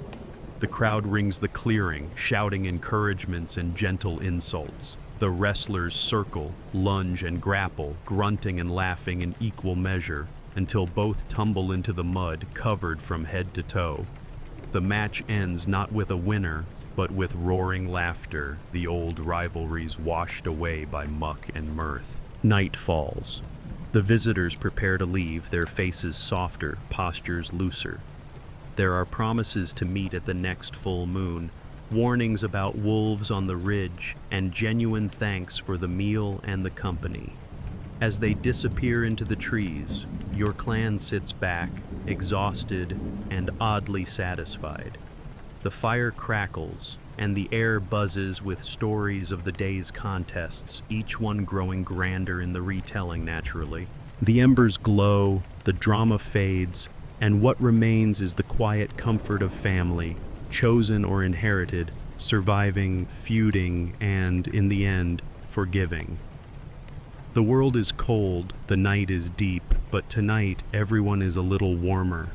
You let that warmth seep into your bones and breathe.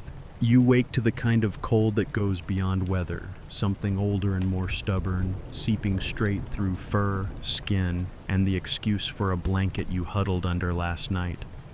The world is rimed in white, every bush and branch crystallized, the breath of the river rising in slow, sullen plumes, the sky a flat, merciless pewter.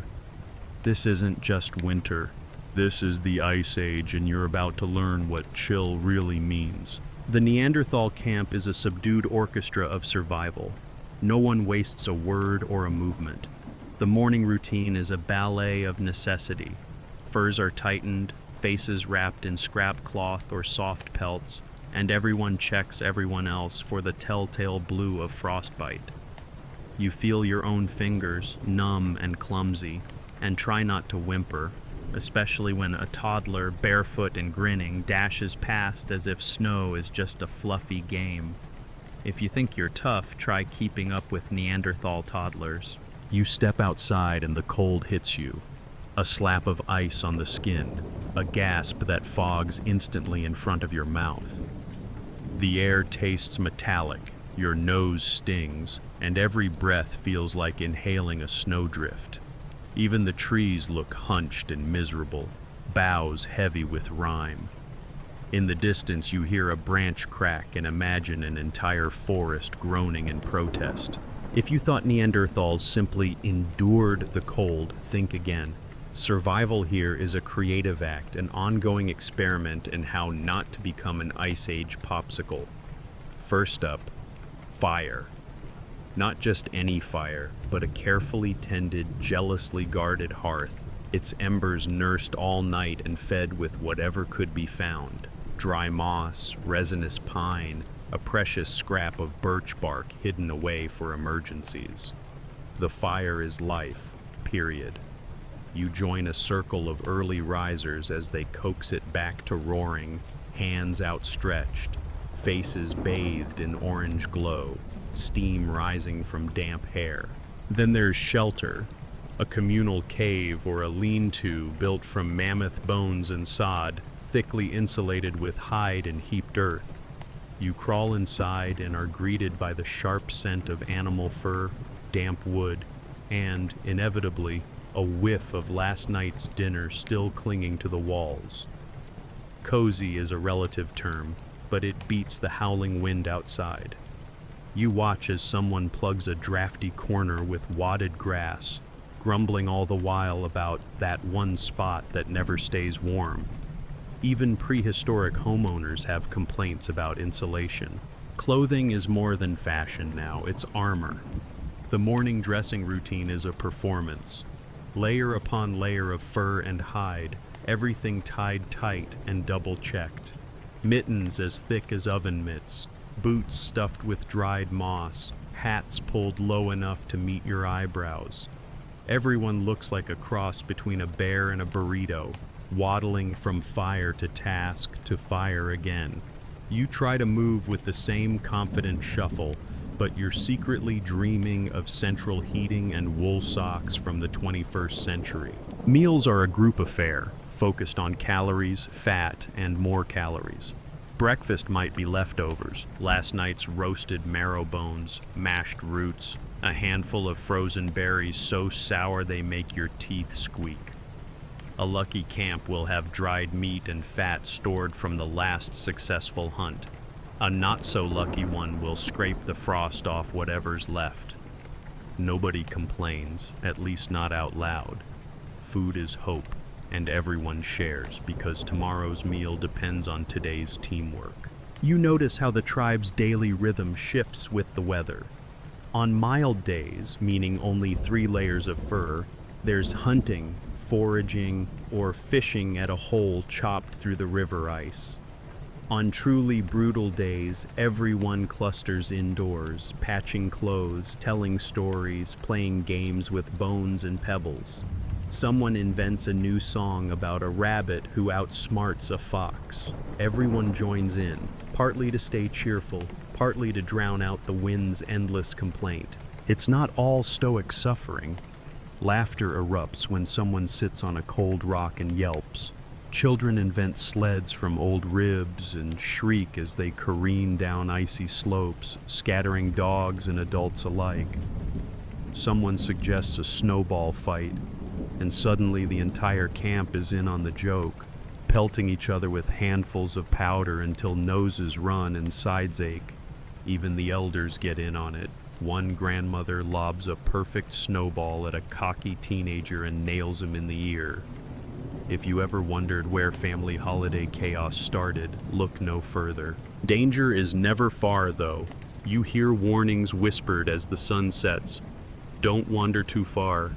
Beware thin ice. Listen for wolves. The world is beautiful but deeply indifferent to your existence. Frostbite, hunger, a sudden storm, these are real, constant threats. But you also see how the Neanderthals fight back. Not just with strength, but with stubbornness, creativity, and a shared sense that no one gets left out in the cold. As night falls, the temperature plummets again. The fire is banked high, bodies pressed close, every blanket and pelt in service. Outside, the wind howls and the stars crackle with cold. But inside there's warmth, a bowl passed hand to hand, a song sung softly, a story about the summer when the grass was tall and the herds never seemed to end. You curl into your borrowed furs, feeling the weight of community settle over you like another layer, and realize that here, survival is a team sport. The cold lingers at the door, but inside you find a hush, a glow, and a breath. You know the world is ancient and the winters are long, but nothing pulls you up short like the hush that falls when someone in the camp dies.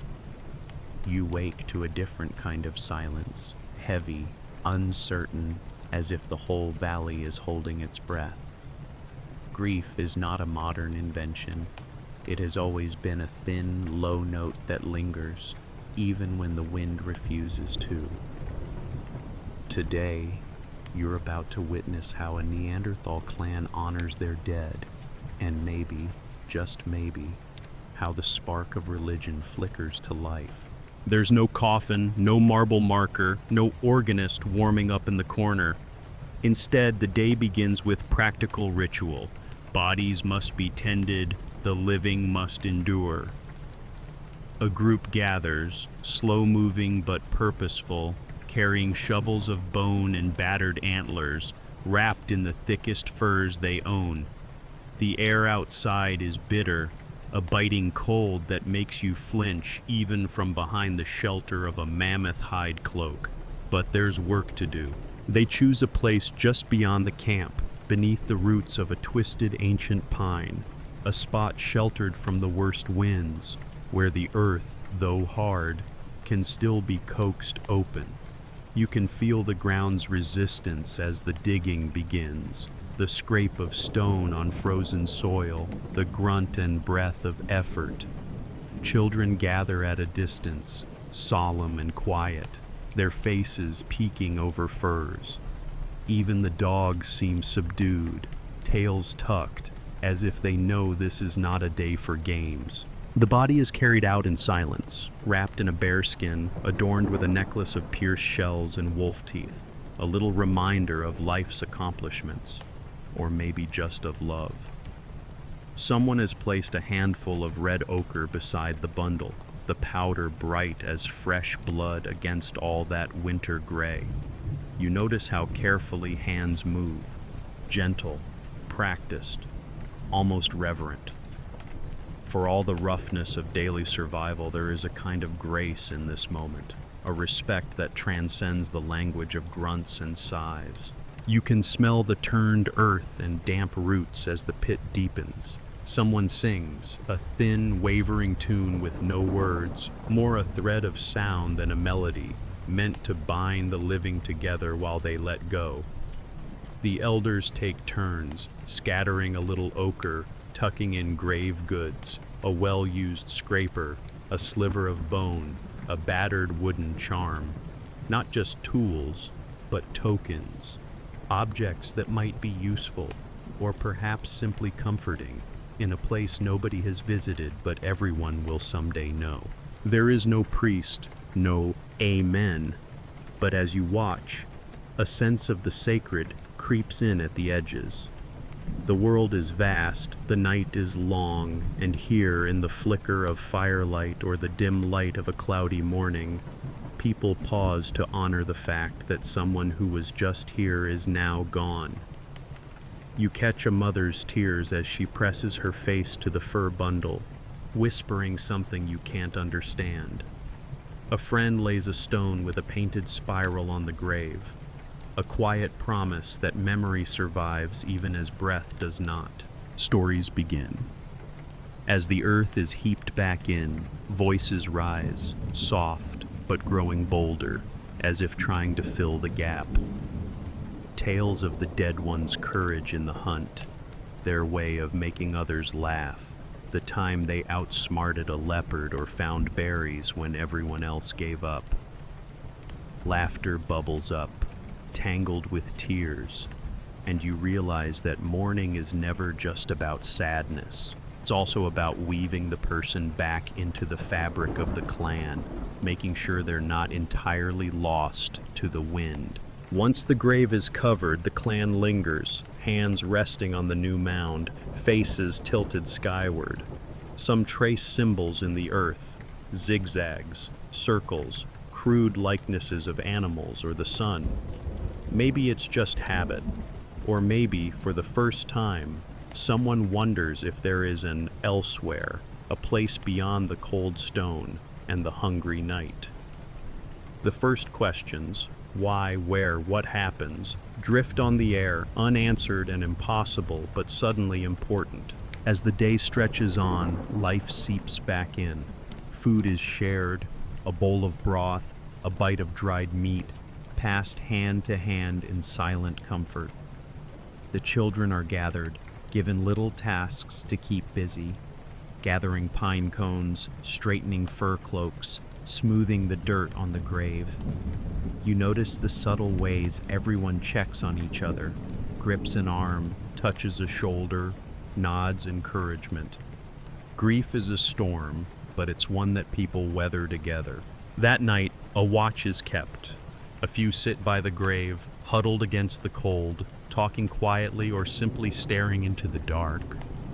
A tale is told, maybe just for the living, or maybe for the one gone ahead, about ancestors watching over the camp, of spirits in the trees, of the red ochre's magic to protect and guide. There are no rules, just instincts, but you feel something new shimmering in the firelight. Hope, remembrance, the beginning of faith. As you slip away from the edge of the ceremony, you glance back at the burial site, now just a rise in the earth under the pine. It is not grand, but it is cared for. You realize with a little ache that even here, even now, love is stubborn, memory is long, and maybe, just maybe, religion is born out of the simple act of not wanting to say goodbye. The camp grows quiet, breath mingling with the dark, the hush of loss and memory settling over you all. You pull your cloak tighter, feel the pulse of life and sorrow together, and breathe. You'd think that surviving the Ice Age would be enough drama for one species, but the story of Neanderthals and their Homo sapiens cousins takes a twist worthy of a soap opera. One day you're side-eyeing the newcomers across the mammoth bone fence. The next you're eyeing them a little differently. Maybe they brought better jewelry. Maybe it's the way their fire always seems to catch on the first try. Either way, welcome to prehistory's most awkward family reunion. You can feel it in the air, that special, uncertain tension. The two clans, your sturdy Neanderthal crew and the tall, wiry sapiens, have circled each other for weeks now. At first it was all suspicion and subtle flexing. Who has the better spearhead? Who can start a fire in one strike? Who brought the tastiest roasted roots to the potluck? But after the last communal feast, things have softened. The kids now play together, inventing wild games involving mud, sticks, and the world's oldest tag. Elders trade stories by the fire, sometimes even laughing at each other's hunting mishaps, though nobody admits it's funny when it's their own dad who fell in the river. And then there's the younger crowd, the teenagers and the not-so-secretly restless adults.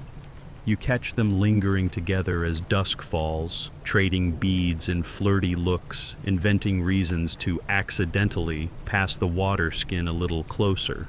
You see one sapiens boy offer a Neanderthal girl a necklace of polished shells. She examines it with mock seriousness, then flashes a grin sharp enough to make his knees wobble.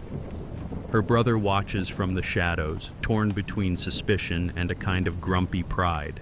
Tonight, the air is thick with possibilities and more than a little awkwardness. As the stars flicker to life, families gather in loose clusters, keeping a watchful eye on the mingling.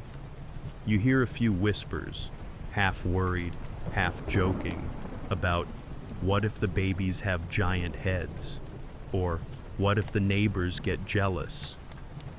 But the laughter that follows isn't quite as anxious as before. When the world is this big and the nights are this cold, the comfort of another person, even a weird, distant cousin, starts to feel more important than clan boundaries. There are no marriage contracts, no matchmakers, no bouquet tosses, just quiet moments, hands touching over a shared piece of roasted marrow, glances that linger a little longer than necessary, two people wandering off to check a snare and returning much later with rumpled hair and shy smiles. Some of the elders roll their eyes. Kids these days. But others seem to remember their own forbidden adventures under the aurora-lit sky. You notice how the differences between Neanderthals and sapiens are less obvious up close. Sure, the The sapiens have narrower jaws and a fondness for singing all night, but around the fire, laughter and hunger sound exactly the same.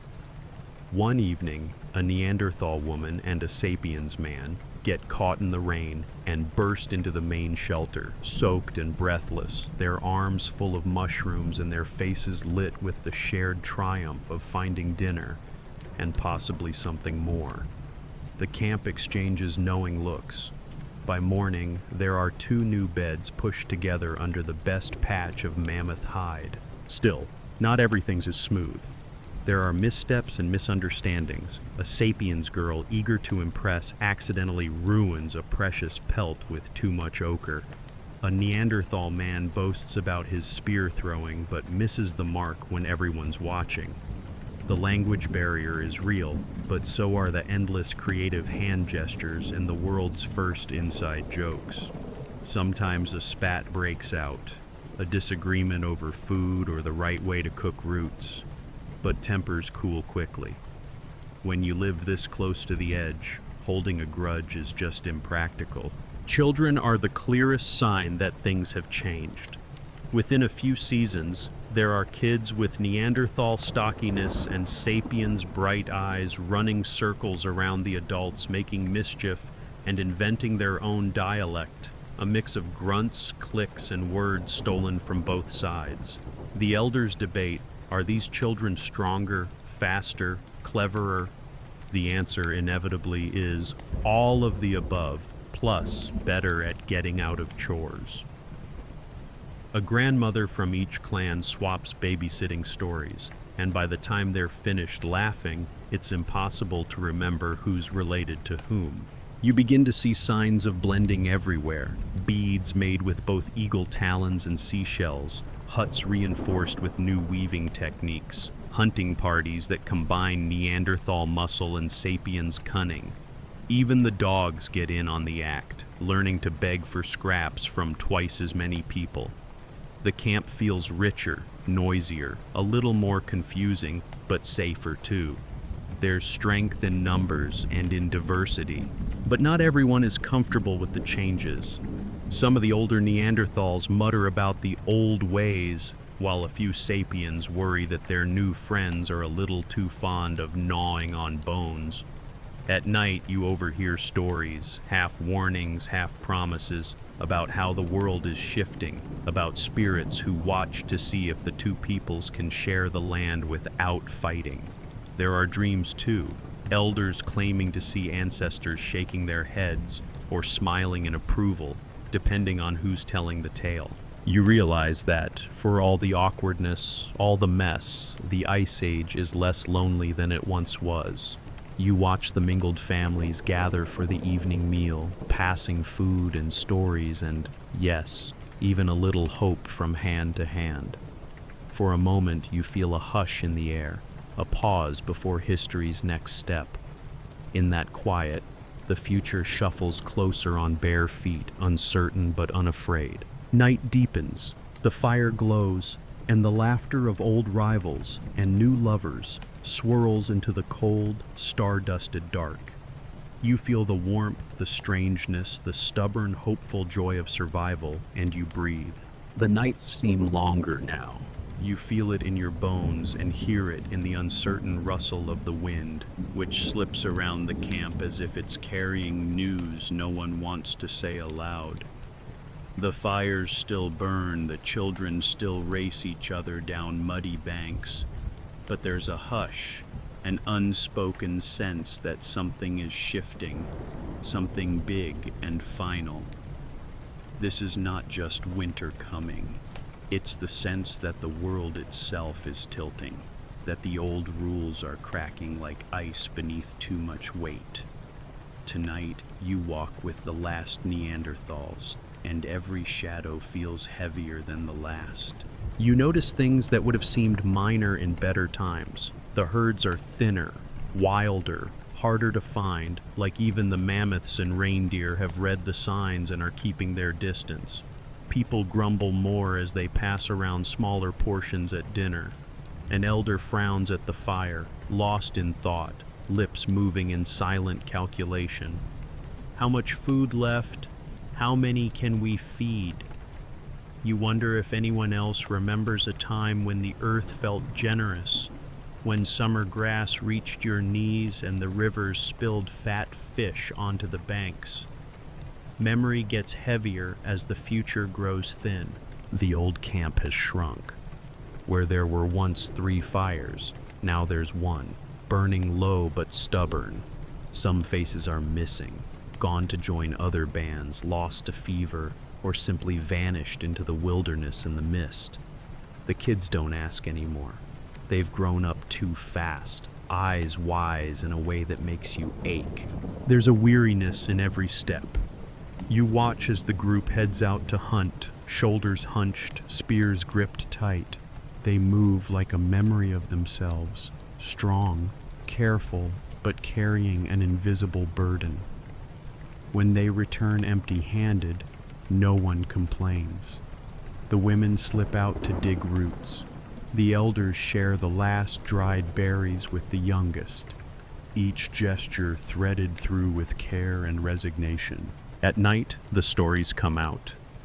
Not the raucous ones of old, but quieter tales, the kind you whisper so as not to wake the ghosts. They talk about ancestors, about the great migrations, about the caves far to the south that no one has seen in a generation. Sometimes, in the pauses, you hear someone ask, "Where did the others go?"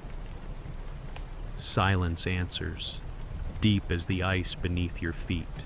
You catch glimpses of other people, strange, fleeting, never quite close enough to greet, a thin line of smoke on the horizon, footprints in the snow, lighter than any Neanderthal stride. The sapiens, maybe, or just shadows in your own mind. Either way, the world feels crowded with absences. You sense a restlessness in the group, a flicker of curiosity mixed with dread. Are they out there thriving while you fade? But it isn't all loss. Even now, the clan finds pockets of joy. 2 teenagers teach each other to whistle through their hands. A woman weaves feathers into a child's hair, singing a tune so old it makes the fire feel warmer. Someone invents a game, tossing stones at a ring of bones, and for a moment, laughter bounces off the cave walls the way it used to. Hope lingers in the little things, a newborn's grip, a patch of wild berries found in the snow, a spark that leaps from flint on the very first try. Still, you can't shake the feeling that time is running out. You watch the elders gaze at the moon, muttering about omens and strange dreams. One night, a grandmother wakes the camp with a cry. She's dreamt of a dark river, of faces she can't name, of a world gone quiet. The next morning, she sits at the fire, silent, twisting an old bead between her fingers. You realize you're witnessing the slow folding of a story, one page at a time. The winter bites deeper. Storms come howling down from the mountains, driving everyone into the shelter for days at a stretch. You sit in the dim, smoky dark, pressed between shivering bodies, and listen as hunger makes everyone short-tempered and the fire burns lower than you like. Yet there's still care. Someone tucks an extra fur around a sleeping child. Another hands over the last sliver of marrow bone without being asked. The world outside rages, but inside, the ties that remain are pulled tighter. Then, one day, you wake to find the fire cold. The camp is empty, only footprints leading out across the snow. You follow them, heart thumping, until you see the little group huddled by the river, staring at something you can't quite see. As you draw close, you realize it's not an enemy, not a beast, but another campfire, burning far away on the next ridge. Not Neanderthals, but sapiens. The neighbors, the newcomers, the inheritors. Your clan stands watching, silent, caught between past and future. between memory and change. Nobody speaks. The fire on the ridge flickers, an echo of your own dwindling flame. For a long moment you stand there with them, the cold biting your cheeks, the wind tugging at your cloak. You wonder what the sapiens are thinking. Do they see you? Do they wonder about the ghosts in the trees, the marks in the caves, the bones beneath the snow? When the sun rises, the camp gathers their things, moving slow but steady. Some will try to join the newcomers, to share warmth and stories. Others will go south, following old trails to forgotten valleys. A few will stay, stubborn to the end. The clan scatters, the fire is left to die, and the snow soon covers every trace. By nightfall, the world is silent. But somewhere, in a distant valley, a song is sung, a tune you recognize, carried by a voice not quite your own. The last Neanderthals may vanish, but something of them lingers. A laugh, a scar, a strand of hair woven into memory. You feel the hush, the long pause before the next story, and you breathe.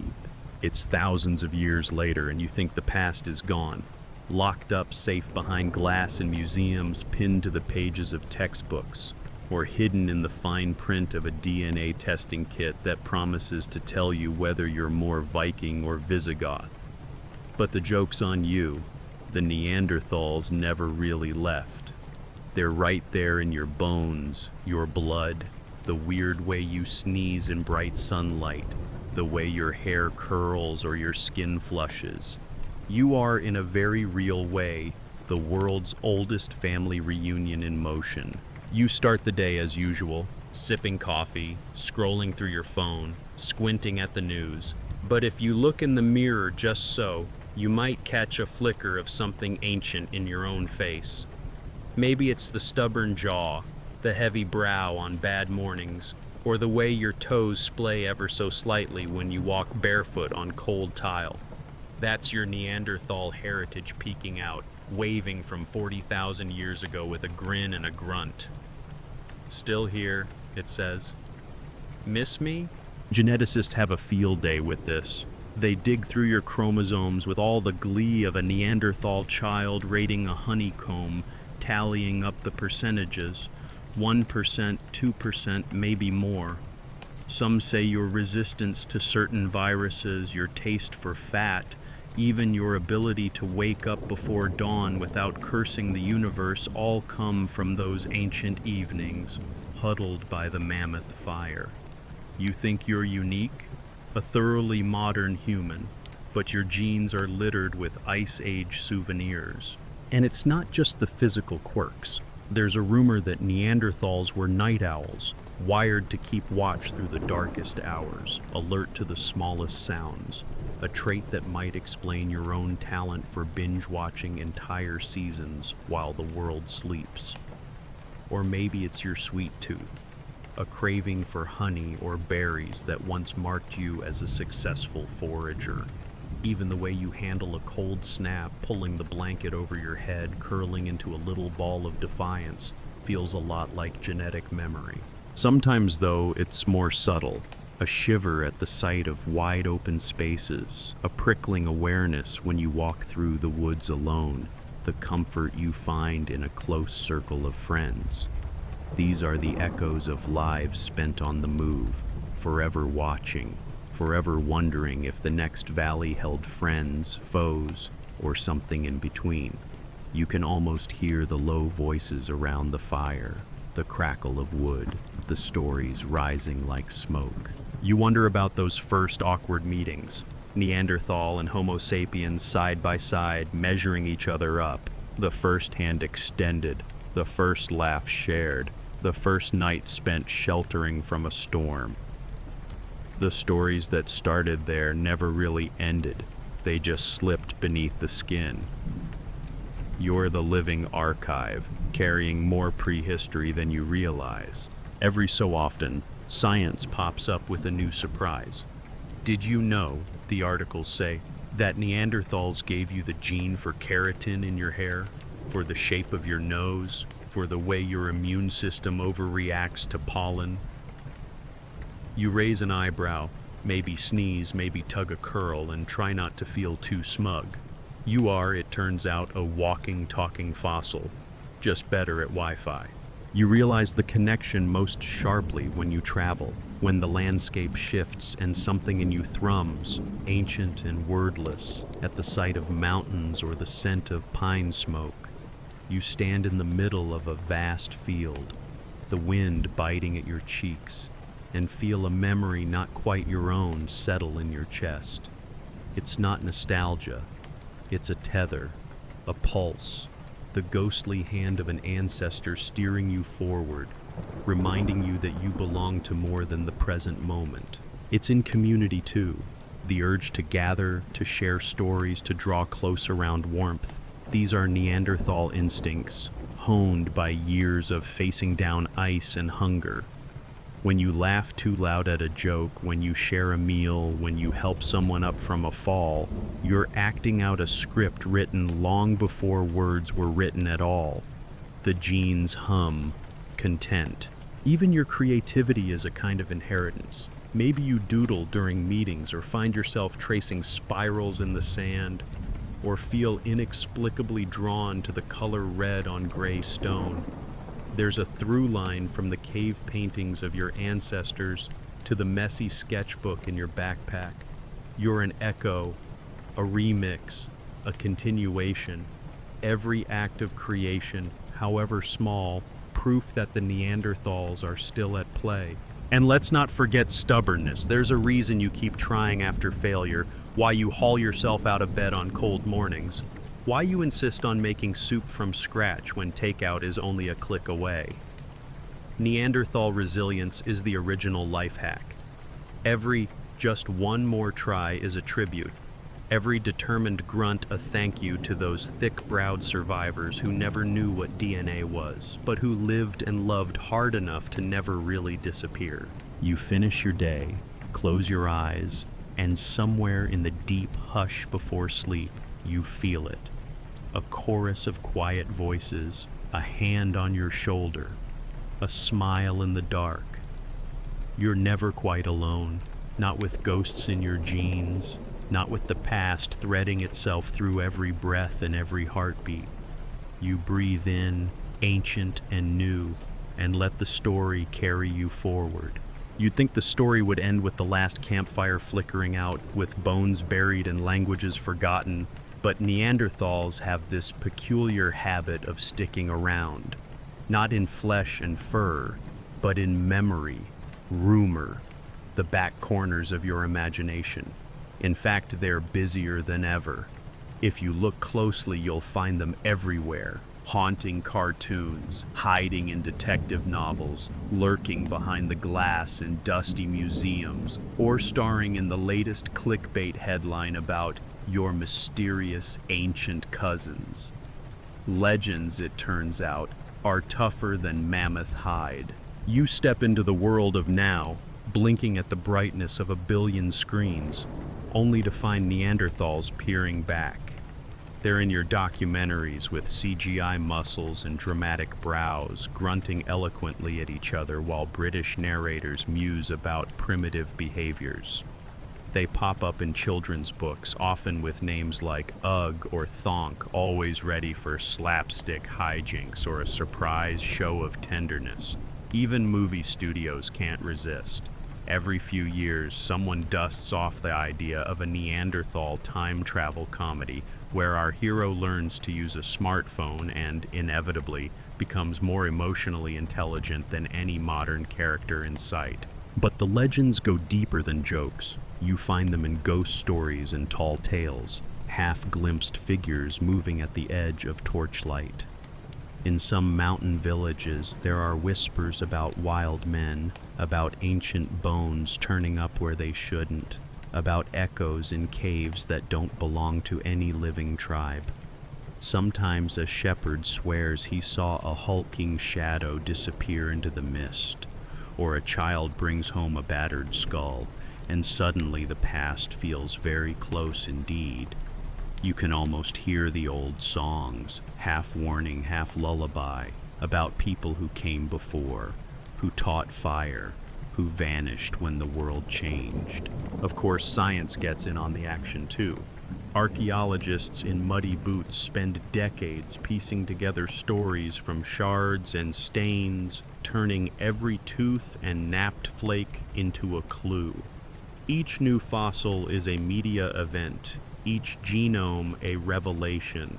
You read headlines that swing between awe, Neanderthal brain bigger than ours, confusion, did they invent music?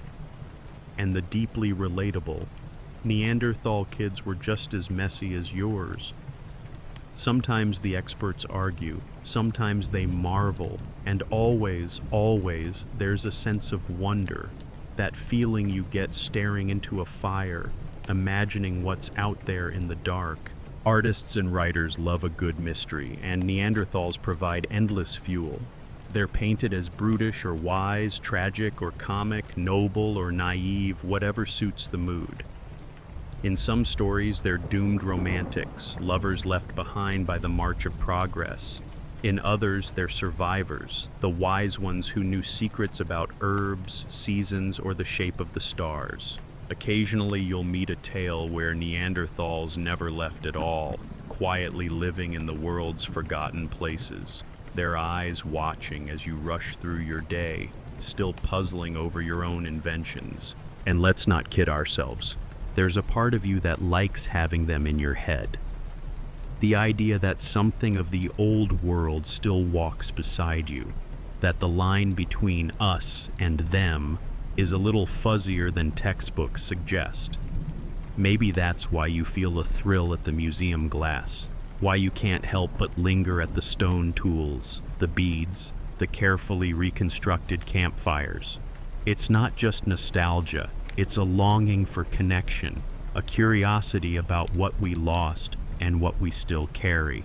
You notice it in the little things, the stubborn streak that makes you challenge authority, the urge to decorate a bare wall, the love of sitting close with friends, swapping stories until the fire burns low. These are the gifts the Neanderthals left behind, not just genes, but instincts, memories, habits you don't even notice until you're standing in a cave, palm pressed to rock, wondering how it felt to see the world when everything was wild. Sometimes, late at night, you think about how the legends will change. Maybe your great-grandchildren will tell stories about you, about the strange times you lived through, the little victories and losses, the laughter that carried on through the dark. Maybe the Neanderthal in your imagination will pick up a guitar, or crack a joke at a crowded bar, or show up in a dream to offer advice about cooking mammoth steaks. Legends have a way of finding new shapes, slipping into new stories, refusing to be forgotten. And if you ever doubt the power of those ancient tales, try telling someone you have Neanderthal DNA. Watch their eyes light up, their questions tumble out. Were they smarter than us? Stronger? Did they really wear all those furs? You'll feel the old thrill of belonging, the whisper of the past stirring in your blood. The Neanderthals are gone, but they're not. They live in every question, every joke, every wild hope that we haven't lost the thread entirely. So tonight, as you close the last book, click off the last screen and let the hush settle over you. Remember, legends never die. They just wait in the firelight, in the stories, in the secret corners of your heart. And if you listen closely, you might just hear a low, familiar laugh, inviting you back into the ancient dream. You breathe in, let the hush take you, and smile.